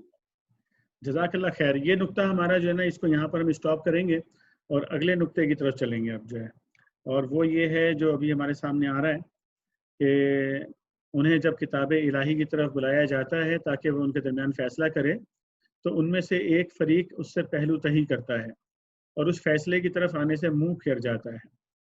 ان کا یہ طرز عمل اس وجہ سے ہے کہ وہ کہتے ہیں کہ آتش دوزخ تو ہمیں مس تک نہ کرے گی، اور اگر دوزخ کی سزا ہم کو ملے گی بھی تو بس چند روز کی. یعنی یہ جو اہل کتاب کا تذکرہ کیا جا رہا ہے کہ ان میں سے وہ اہل کتاب کے جو کتاب کے مطابق اپنا عمل نہیں کرتے، ان کا تصور تھا کیا. اب یہ تصور وہ ہے کہ جس کو ہم نے، آپ کو یاد ہوگا کہ جب ہم ترجمہ قرآن پڑھ رہے تھے تو بار بار جو ہے وہ ایک چیز کا تذکرہ آ رہا تھا اللہ تعالیٰ کے سامنے سفارش کے حوالے سے. تو یہ وہ والا نقطہ ہے. تو اس پر کوئی بھائی بات کریں، اپنی پوری انڈرسٹینڈنگ ذرا بیان کیجیے گا. یعنی یہ وہ والا نقطہ جو آج بھی ہم جو امتی ہیں ہمارے ذہن میں، یعنی وہ بنی اسرائیل والا ہلکا سا سرایت کرتا جا رہا ہے کہ اپنے مقصد کے حساب سے زندگی گزاریں گے. مسلمان ہیں، داڑھی ہے ماشاءاللہ، بہترین، نماز قرآن ٹھیک ہے، لیکن اگر جہاں پہ رشوت دینی ہوگی، کام نکالنا ہوگا، وہاں پہ تھوڑا سا یار اب کیا کریں، تھوڑا سا زمانہ داری بھی تو دیکھی جاتی ہے. اور جہاں پہ جو سسٹم شادی برادی کا یا دوسری چیزیں ہوں گی زمانے کے ساتھ، یار یہ چلنا تو پڑتا ہے نا، آخر کیا کریں، رشتے تو نبھانے ہیں نا. اچھا، یہاں پہ جو پہلو تہی کا مطلب یہ ہے کہ وہ تھوڑا سا پڑا ہوا ہے، قرآن سامنے ہے، پتہ ہے، لیکن تھوڑا سا ہلکا سا ہاتھ اوپر رکھ کے یوں گزر جانا ان چیزوں کو کہ یار کوئی بات نہیں، یار ٹھیک ہے، کلمہ تو ہے نا، امتی تو ہے نا محمد صلی اللہ علیہ وسلم کے، اور چلیں پہلے تو ہم جائیں گے نہیں، اگر گئے بھی تو بس ٹھیک ہے چند روز، یعنی ہماری، یعنی یہ بھی دنیا ہو وہ بھی دنیا ہو. تو یہ تھوڑا سا مجھے لگ رہا ہے، میرا پہلو یہ ہے. جی بالکل ٹھیک بات کی آپ نے. طارق بھائی، آپ کو وہ سینٹنس یاد ہے جو آپ نے دہرایا تھا؟ طارق سعید بھائی، اس کی جب ہم تشریح پڑھ رہے تھے تو آپ نے ایک سینٹنس دہرایا تھا اس وقت، یاد ہے آپ کو؟ نہیں مجھے وہ کیا تھا؟ وہ اڑ کے بیٹھنے والا. ہاں جی یاد آیا؟ بالکل. وہ ذرا بیان کریں. یہ جو بزرگ ہے وہ مولانا کہتے ہیں، مولانا نے بڑا زبردست یہ لفظ استعمال کیا کہ وہ تو ضد لگا کے اللہ تعالیٰ کے سامنے بیٹھ جائیں گے، اڑ کے بیٹھ جائیں گے. اڑ جو لفظ ہے نا، یہ بہت زبردست اس میں آیا ہے کہ یہ تو ہم ان کو بخشوا کے ہی چھوڑیں گے اللہ سے، ان کے اعمال جیسے بھی ہوں، تو یہ بس وہاں اڑ کے بیٹھ جائیں گے جب تک اللہ تعالیٰ ان کو بخش نہیں دیتے. تو یہ ہمارے ہاں جو یہ تصورات پھیلائے گئے ہیں نا کہ جی فلانے پیر سے منسلک ہو جائیے، فلانے بزرگ سے منسلک ہو جائیے، یہ جو عیسائیوں والا تصور ہے نا کہ گناہ کر لیجئے جتنے کرنے ہیں آپ نے، اس کے بعد جا کے چرچ میں آپ جو ہے وہ کنفیشن کیجئے وہاں پر، اور گناہوں کی ایک قیمت ہے وہ ادا کیجئے تو آپ کے گناہ معاف ہو جاتے ہیں. تو وہی تصورات جو ہے مسلمانوں کے اندر پھیلانے کی کوشش کی گئی ہے پیروں کے ذریعے سے، بزرگوں کے ذریعے سے، کہ ٹھیک ہے آپ غلط کام کرتے رہیے جتنے بھی آپ نے کرنے ہیں، سارا سال آپ جو ہے چور بازاری کیجئے، آپ لوگوں کی جیبیں کاٹیے، آپ منافع خوری کیجئے، آپ لوگوں کو جو ہے ملاوٹ والا مال بیچیے، اور رمضان کے اندر آپ آ جائیے حرم کے اندر، پورا مہینہ وہاں پہ گزاریے آپ، اور معافی تلافی کر کے آپ جو ہے چلے جائیے واپس، اور پھر پورا سال وہی کام کیجیے. اسی طرح وہاں پر یہ آسان ہوتا ہے عام آدمی کے لیے کہ بھئی ایک پیر صاحب سے جو ہے وہ سیٹنگ ہو گئی ہے، پیر صاحب کے مرید ہیں، وہاں پہ حاضری لگا لیں، وہاں پر آپ جو ہے وہ جو آپ کا ایک ان کا کچھ نذرانہ وغیرہ بنتا ہے وہ آپ دیجیے، اور اس کے بعد آپ جو ہے بری ذمہ ہو جائیے کہ بھئی اب تو قیامت میں تو ایک پیر صاحب جو ہے یہ، اور جو طارق بھائی نے کہا کہ اڑ کے کھڑے ہو جائیں گے اور مجھے جنت میں لیے بغیر جائیں گے ہی نہیں. حالانکہ پورا قرآن جو ہم نے پڑھا ہے وہ واضح طور پہ جو ہے بتا رہا ہے کہ آخرت کے اندر جو فیصلہ ہونا ہے وہ عمل کی بنیاد کے اوپر ہوگا. آپ کے اعمال اللہ تعالیٰ نے دیکھنے ہیں کہ جو نیک اعمال کرے گا وہ جنت کے اندر جائے گا. اچھا، میں اس میں تھوڑا سا ایک جملہ بڑھ دوں. اعمال کا جو ہوگا وہ نیت کا ہوگا، یعنی جو وزن بہر جسے کہتے ہیں، وہ چیک جو ہوگا وہ نیت کا ہوگا. بالکل ٹھیک ہے. طارق بھائی آپ نے دوبارہ ہینڈ ریز کیا ہوا ہے کیا؟ جی میں یہ تو پیروں بزرگوں کی بات ہوگی نا. آپ ایک اور نیا رجحان اب دیکھیں گے، وہ میں نے پچھلے سال جب میں پاکستان میں تھا تو ہماری جو لاہور میں مسجد تھی مقامی، تو وہاں میں جاتا تھا، تو وہ رات کو پروگرام ہوتے تو علماء آتے تھے، تو وہ خطبہ بھی تقریریں کرتے تھے. تو اس میں اللہ پاک کی آف کورس اللہ تعالیٰ غفور الرحیم ہے، یہ آیتیں پڑھ لو، یہ سورت پڑھ لو، یہ دعا پڑھ لو تو یہ جنت میں چلے جائیں گے، یہ پڑھ لو. نبی کریم صلی اللہ علیہ وسلم اپنے صحابہ کو یہ بتاتے تھے کہ میں تمہیں یہ نہ بتا دوں، اور پھر آپ آگے کوئی عمل بتاتے تھے. لیکن کوئی بھی یہ بات نہیں کرتا کہ اس میں جو گناہ کبیرہ ہیں، لوگوں کے حق مارے ہوئے ہیں، بے ایمانیاں ہیں، چور بازاری ہے، وہ اس میں شامل نہیں ہے. چاہے اللہ پاک، وہ تو نبی کریم صلی اللہ علیہ وسلم اپنی بیٹی کو کہہ رہے ہیں کہ فاطمہ تم نے اپنے اعمال کی وجہ سے جنت میں جانا، یہ نہ سمجھنا آپ جو ہے وہ نبی صلی اللہ علیہ وسلم ہیں. تو مجھے وہاں پہ یقین کیجیے ان مساجد میں کہنا پڑا کہ اللہ کے بندو، یہ عوام جو ہے اسی لیے درست نہیں ہوتی کہ آپ جنت کے ٹکٹ دیے چلے جا رہے، بس یہ پڑھ لو تو یہ پڑھ لو، یہ سورت پڑھ لو، یہ دعا پڑھ، اس میں کوئی شک نہیں، اس کی برکات ہے. لیکن وہ تو جو ہمارے صغیرہ گناہ ہوتے ہیں نمازوں میں، روزوں میں کوئی ہو گیا آگے پیچھے، تو وہ اس کی وہ ریکٹیفائی ہو جاتا ہے. لیکن جو آپ نے حق دینا ہے، یتیم کا حق مارا ہوا ہے، رشوت آپ کھا رہے ہیں، شراب پیتے ہیں، اسی لیے معاشرے کو یہ سرٹیفکیٹ دیتے تھے علماء. تو یہ رجحان اس سے بھی خطرناک ہے، پیروں سے بھی. میں تو یہ سمجھتا ہوں یہ بہت ہی اہم بات کی ہے. بڑے بڑے اسکالر یہ بات نہیں کرتے کہ اللہ کے بندوں، یہ جو میں نے تمہیں سارا اللہ پاک کی غفوریت اور رحیمیت جو بتائی ہے، اس میں یہ چیزیں شامل نہیں ہیں. بالکل بالکل، بہت ہی اہم بات آپ نے کی ہے.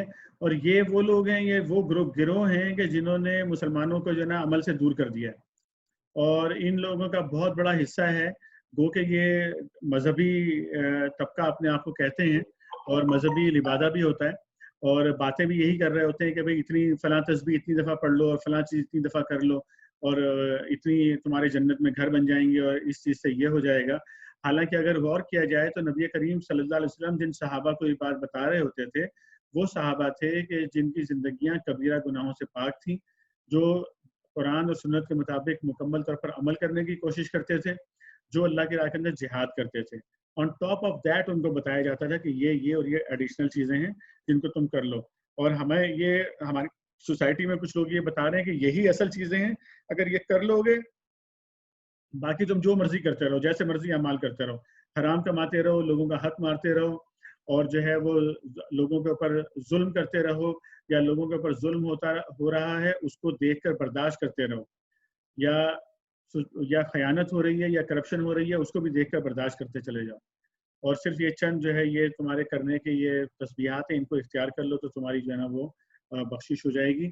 تو وہ ہم نے اب ہم یہ بات شرح صدر کے ساتھ کہہ سکتے ہیں، کم از کم جو لوگ اس نشست میں شامل ہیں، اور ہم میں سے اکثر لوگ وہ ہیں کہ جو پورا ترجمہ پڑھنے میں بھی ساتھ شامل تھے، کہ اب ہم شرح صدر سے کہہ سکتے ہیں کہ یہ بات بالکل قرآن کے اور سنت کے خلاف ہے.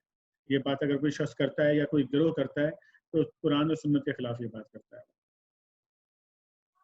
اچھا، میں اس میں تھوڑی سی بات ایڈ کروں گا. یہ جو جی اس میں عالمگیر لکھا ہے بھائی. نا، جی عالمگیر بھائی. جی اگر دوزخ کی سزا ہم کو ملے گی بھی تو بہت چند روز میں، ٹھیک ہے.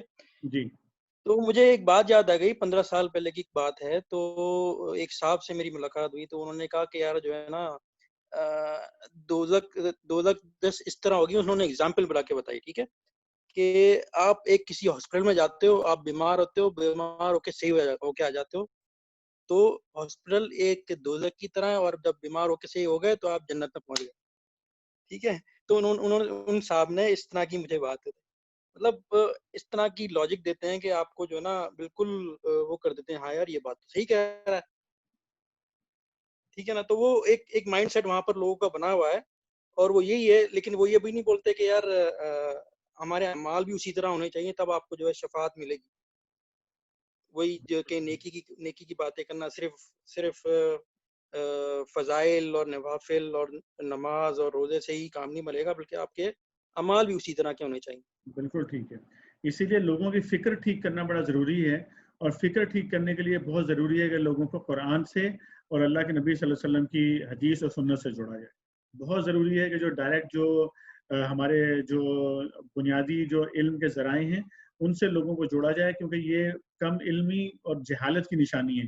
جو عالمگیر بھائی نے جو یہاں نشاندہی کی، اس سے بڑی کیا جو ہے وہ جہالت ہوگی.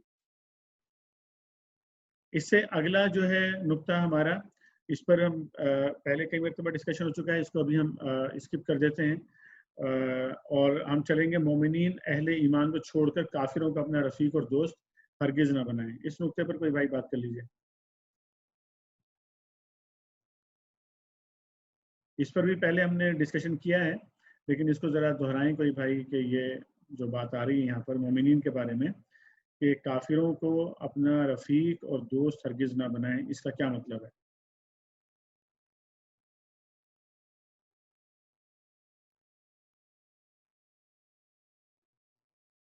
سادی بھائی آپ کچھ نہیں بولے آج؟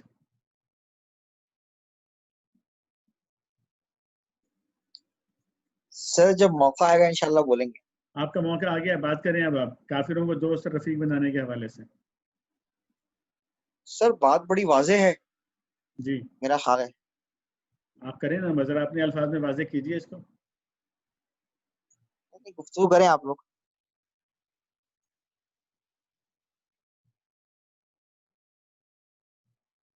جی طارق سعید بھائی.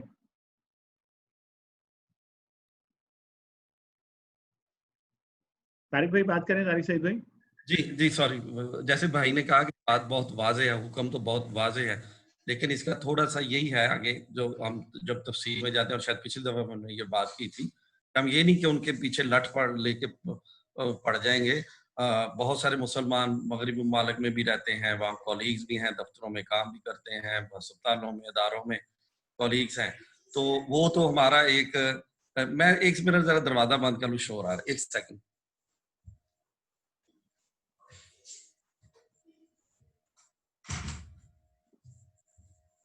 لیکن جہاں تک ہماری قوموں کی جو ان کے اپنے پروگرام ہیں، منصوبے ہیں، ہماری ذاتی چیزیں ہیں، ہمارے سیکرٹس ہیں، ہماری پلاننگ ہے، وہ ہم ان کے ساتھ شیئر نہیں کریں گے.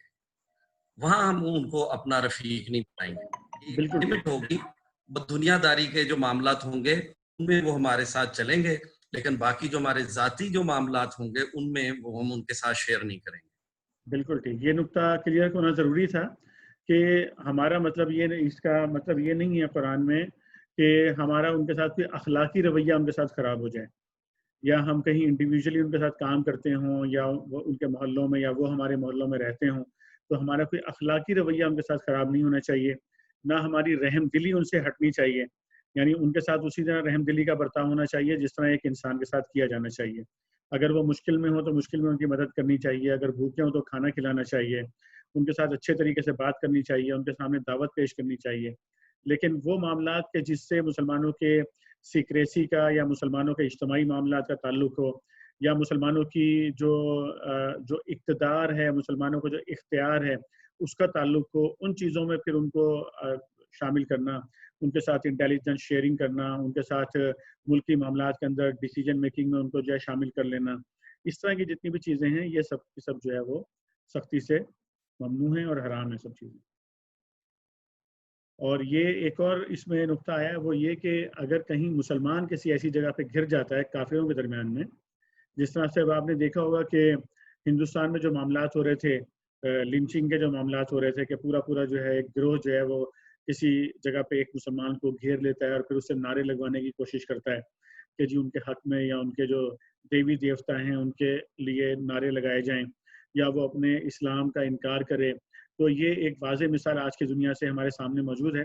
اگر اس طرح کی صورتحال کے اندر کہیں مسلمان بھی پھنس جائے تو اسے اجازت دی گئی ہے کہ اگر تم ان کے اس ظلم سے بچنے کے لیے بظاہر جو ہے وہ اپنے اسلام کا انکار بھی کر دو تو جو ہے وہ اللہ تعالیٰ جو ہے وہ معاف کرنے والا ہے. لیکن ساتھ ہی اللہ تعالیٰ نے خبردار بھی کر دیا کہ ڈٹنا جو ہے اس طرح کے معاملات کے اندر وہ بہتر ہے، لیکن اگر اس طرح کی صورتحال میں انسان پھنس جائے اور نکلنے کے لیے ایسا کام کرے، دل سے نہ ہو، زبان سے اس نے کیا ہو، تو یہ عملاً جو ہے اس کی اجازت ہے.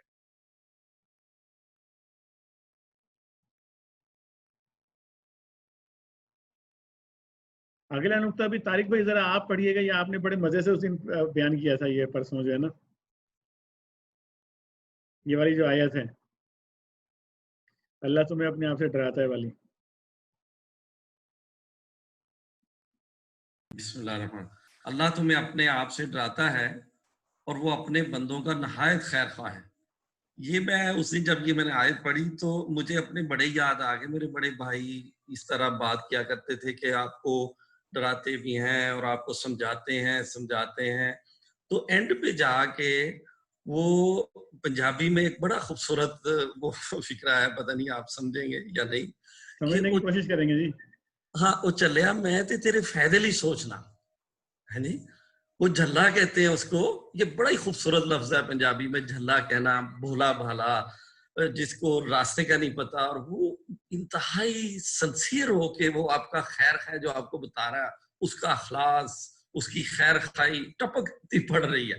اور وہ جب وہ کہتے ہیں میں تو یار یہ تمہارے ساری وہ تقریر کر کے اونچ نیچ زمانے کے نشیب و افراز سمجھا کے اینڈ پہ وہ جا کہتا ہے, جیسے اللہ تعالیٰ کہتے ہیں, اللہ تعالیٰ کہتے ہیں کہ اللہ تمہیں اپنے آپ سے ڈراتا ہے اور وہ اپنے بندوں کا نہایت خیر خواہ, کہ میں تمہیں کوئی سزا دینے میں مجھے کوئی فائدہ نہیں ہے.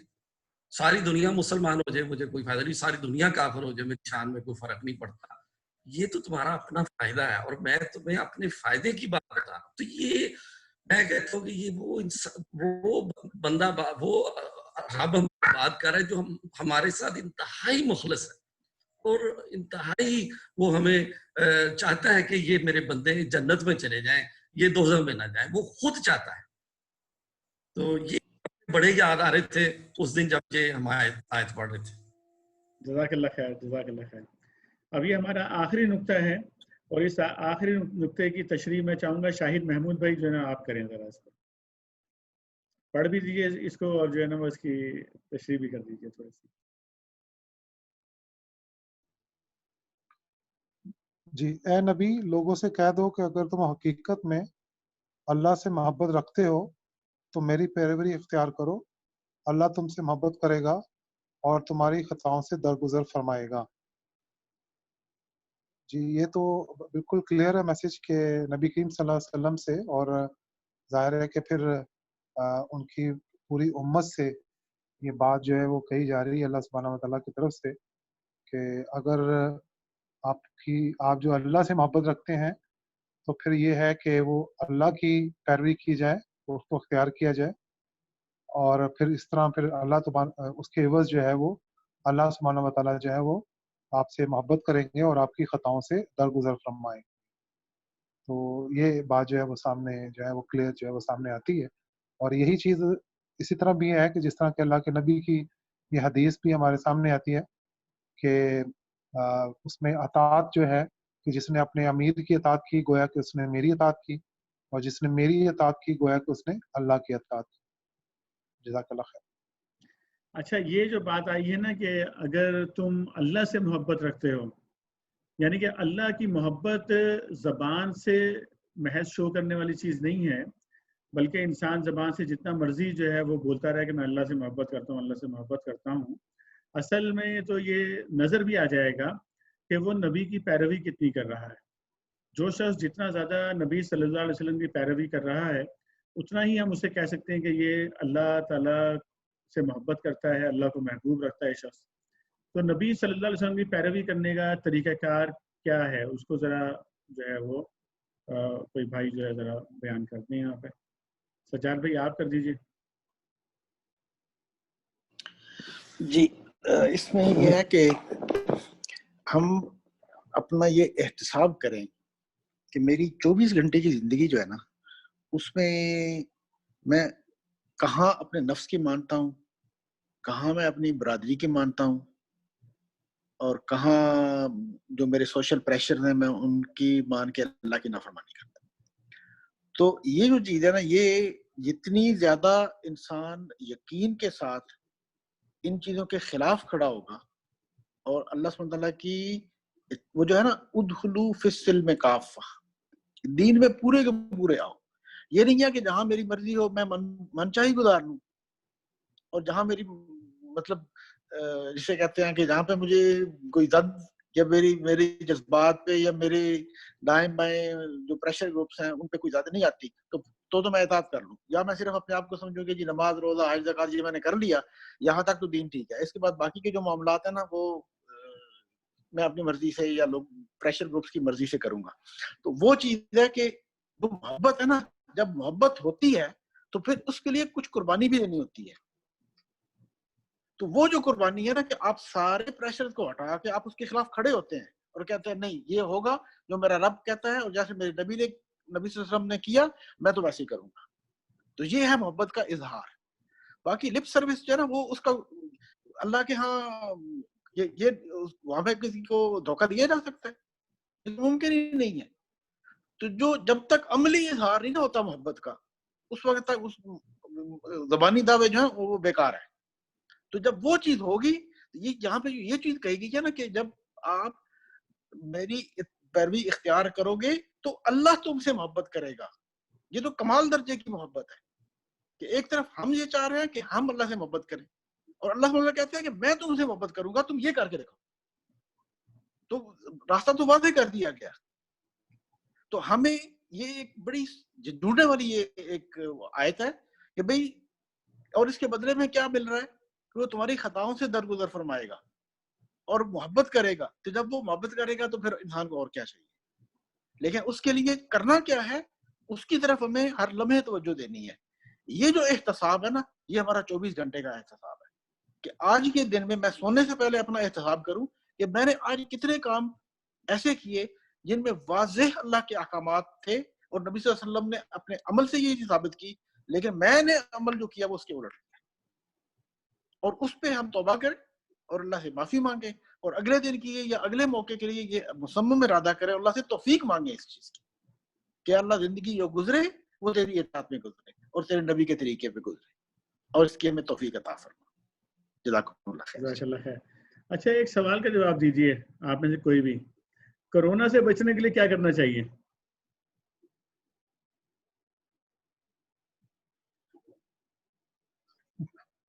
कोई भी भाई जवाब दे लें, सबको याद होगा। इंस्ट्रक्शंस है ना कुछ कोरोना से बचाओगे, क्या क्या है वो? सोशल डिस्टेंसिंग रखनी है, और जिस शहर में हो उस शहर से बाहर निकलो, और न बाहर वाले उस शहर में जाए। शहर में जब नबी सल्लम जी नहीं अभी मेरे सवाल के जवाब कर रहे हैं, सिर्फ फोकस करें इसी के ऊपर। सिर्फ मुझे सिर्फ इतना बताएं, कोरोना से बचने के लिए क्या करना है?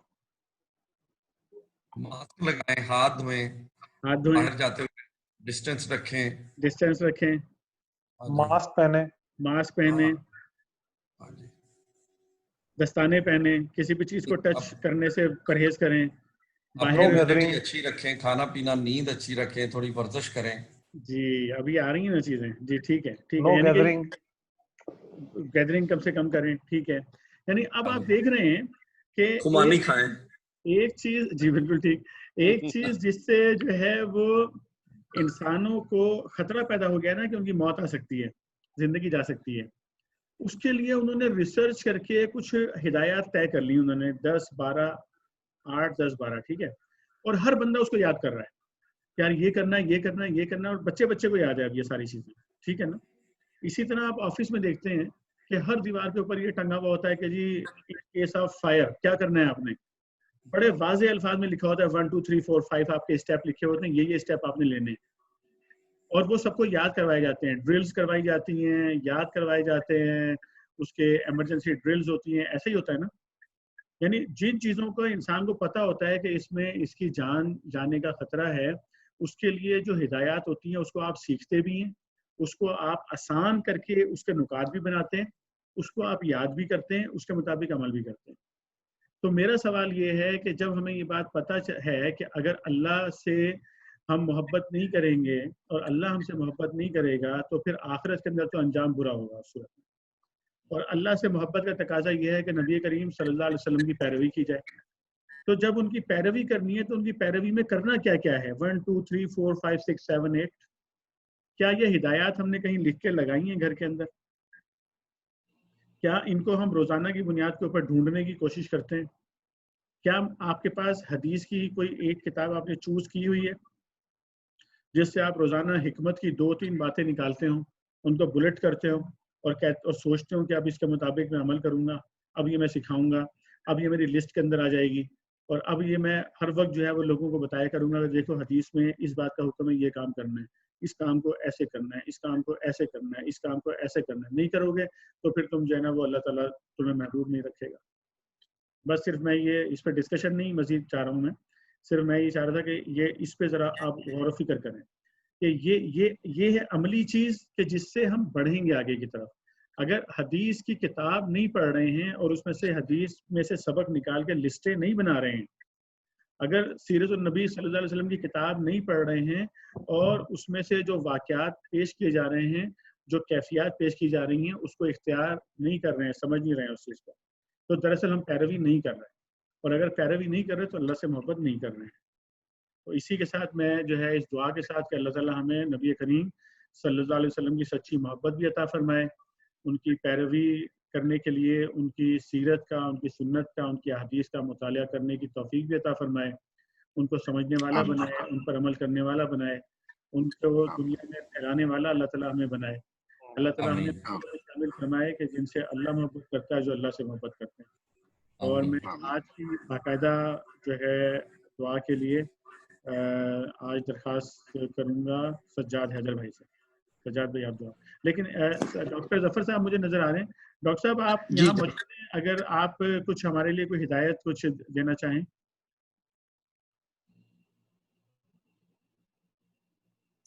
حمید بھائی میں چاہوں گا ڈاکٹر صاحب دعا کرائیں.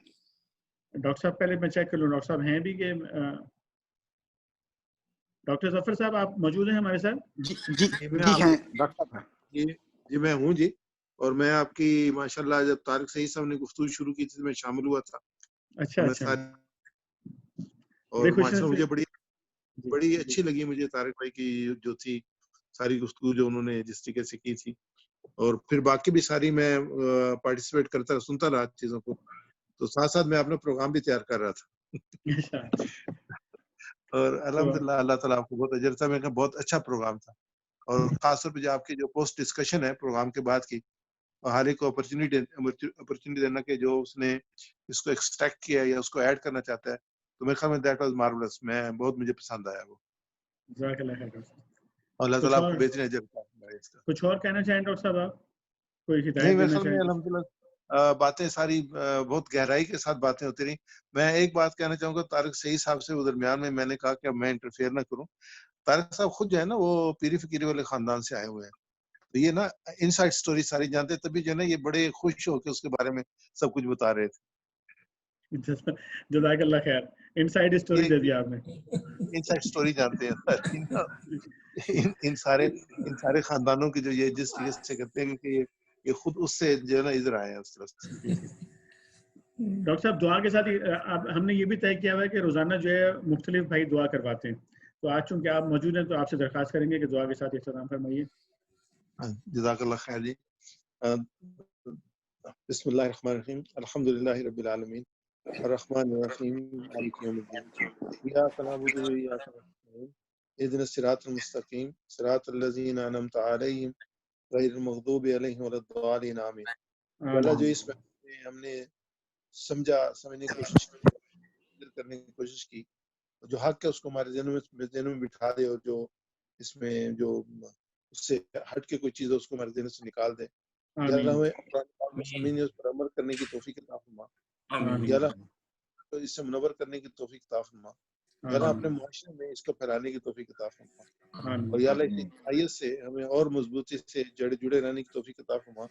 اور یا اللہ جو بھی سارے کام کو منظم کر رہے ہیں, انتظام کر رہے ہیں, یا اللہ ان کی صحت میں, ان کے وقت میں, ان کے مال میں, ان کے معاملات میں برکت عطا فرما. یا اللہ جس وبا میں ہم پھنسے ہوئے ہیں اپنے اعمال کی وجہ سے, یا اللہ تو غفور رحیم ہے, یا اللہ تو سب کو معاف کرنے والا ہے, یا اللہ تو عظیم ہے, یا اللہ تو رب ہے, یا اللہ تو کریم ہے, یا اللہ تو رحمان الرحیم ہے, یا اللہ تو اپنی رحمت نازل فرما. یا اللہ اس بلا سے تمام دنیا کی انسانیت کو, یا اللہ سب کو اس سے جو ہے تو نجات عطا فرما. یا اللہ تو معاف فرما, تو معاف فرمانے والا ہے. یا اللہ تو اس مصیبت سے ہم سب کو جو ہے وہ ہم سب کو بچا لے. یا اللہ جو اس میں بیمار ہیں, یا اللہ ان کو شفا عطا فرما. یا اللہ جو بیمار ہیں, یا اللہ ان کو شفا عطا فرما. یا جو اس مصیبت میں پڑے ہوئے ہیں, یا اللہ ان سے ان کو نکال لے. یا اللہ ہمارے ڈاکٹرز کو جو کہ اس کام میں فرنٹ وارئر ہیں, اور بڑی تعداد میں جو ہے وہ اس میں جو ہے وہ بیچارے وہ بھی جو ہے وہ اللہ پیارے ہو رہے ہیں تجھے. یا اللہ تو ان کو صحت عطا فرما. یا اللہ تو ان کی حفاظت فرما. اور یا اللہ ہمارے عام لوگوں کی جو کہ اس میں اس مصیبت میں مبتلا ہیں, یا اللہ ان کو اس سے نجات عطا فرما. یا اللہ تو اپنی رحمت اور پوری انسانیت پہ, یا اللہ تمام لوگوں پہ, تمام دنیا پہ تمام انسانوں پہ یا اللہ تو اپنا کرم فرما اور یا اللہ اس وبا سے میں نجات عطا فرما. آمین. اللہم صلی علی سیدنا مولانا محمد وعلی آل سیدنا مولانا محمد مبارک وسلم علیہ. اللہم اجمعین برحمتک یا ارحم الراحمین. حافظ عبد الوحید صاحب کے لیے ڈاکٹر صاحب دعا کرا دیں، اللہ تعالیٰ ان کو صحت دے. اللہ تعالیٰ ان کو صحت عطا فرمائے. ابھی ہمارے ایک دوست کل انتقال ہوا ہے اعجاز بھائی کا، ماشاءاللہ بہت ہی خوبصورت شخصیت تھی، منفوع کے ہمارے حلقے کے ناظم تھے. اللہ تعالیٰ ان کی بھی درجات بلند کرے، ان کی منزلیں آگے آسان فرمائے اور ان پہ ان کے گھر والوں کو اللہ تعالیٰ جو ہے وہ آسانی پیدا کرے. امیر جماعت صاحب کو امیر جماعت منور حسن صاحب جو ہے ان کی طبیعت خراب ہے، وہ ہاسپٹل میں ایڈمیٹڈ ہیں. دعا کریں اللہ تعالیٰ ان کو بھی مکمل شفا عطا فرمائے. میرا اپنے بھائی ہیں ان کو جو وہ کورونا اور اس قسم کی یا اس میں ہے، دعا کریں اللہ تعالیٰ ان کو بھی شفا عطا فرمائے. اور ہمارے ایک بڑے اچھے دوست ہیں ہمارے ہاسپٹل میں ڈاکٹر اظفر صاحب، ان کو وہ بھی آج ان کو بھی کورونا پازیٹیو آیا ہے، اس کے بھی ان کے لیے دعا کریں اللہ تعالیٰ ان کو بھی شفا عطا فرمائے. یا اللہ اس مرض میں مبتلا ہے یا اللہ سب کو شفا عطا فرما، سب کے لیے آسانی فرما، سب پہ اپنا کرم فرما، سب پہ اپنے رحمت نازل فرما اور ان کو خیریت کے ساتھ ان کے گھر میں پہنچا دے. اللہم اغفر وارحم انت خیر الراحمین اجمعین برحمتک یا ارحم الراحمین. آمین یا رب. جزاک اللہ خیر ڈاکٹر. جی السلام علیکم. وعلیکم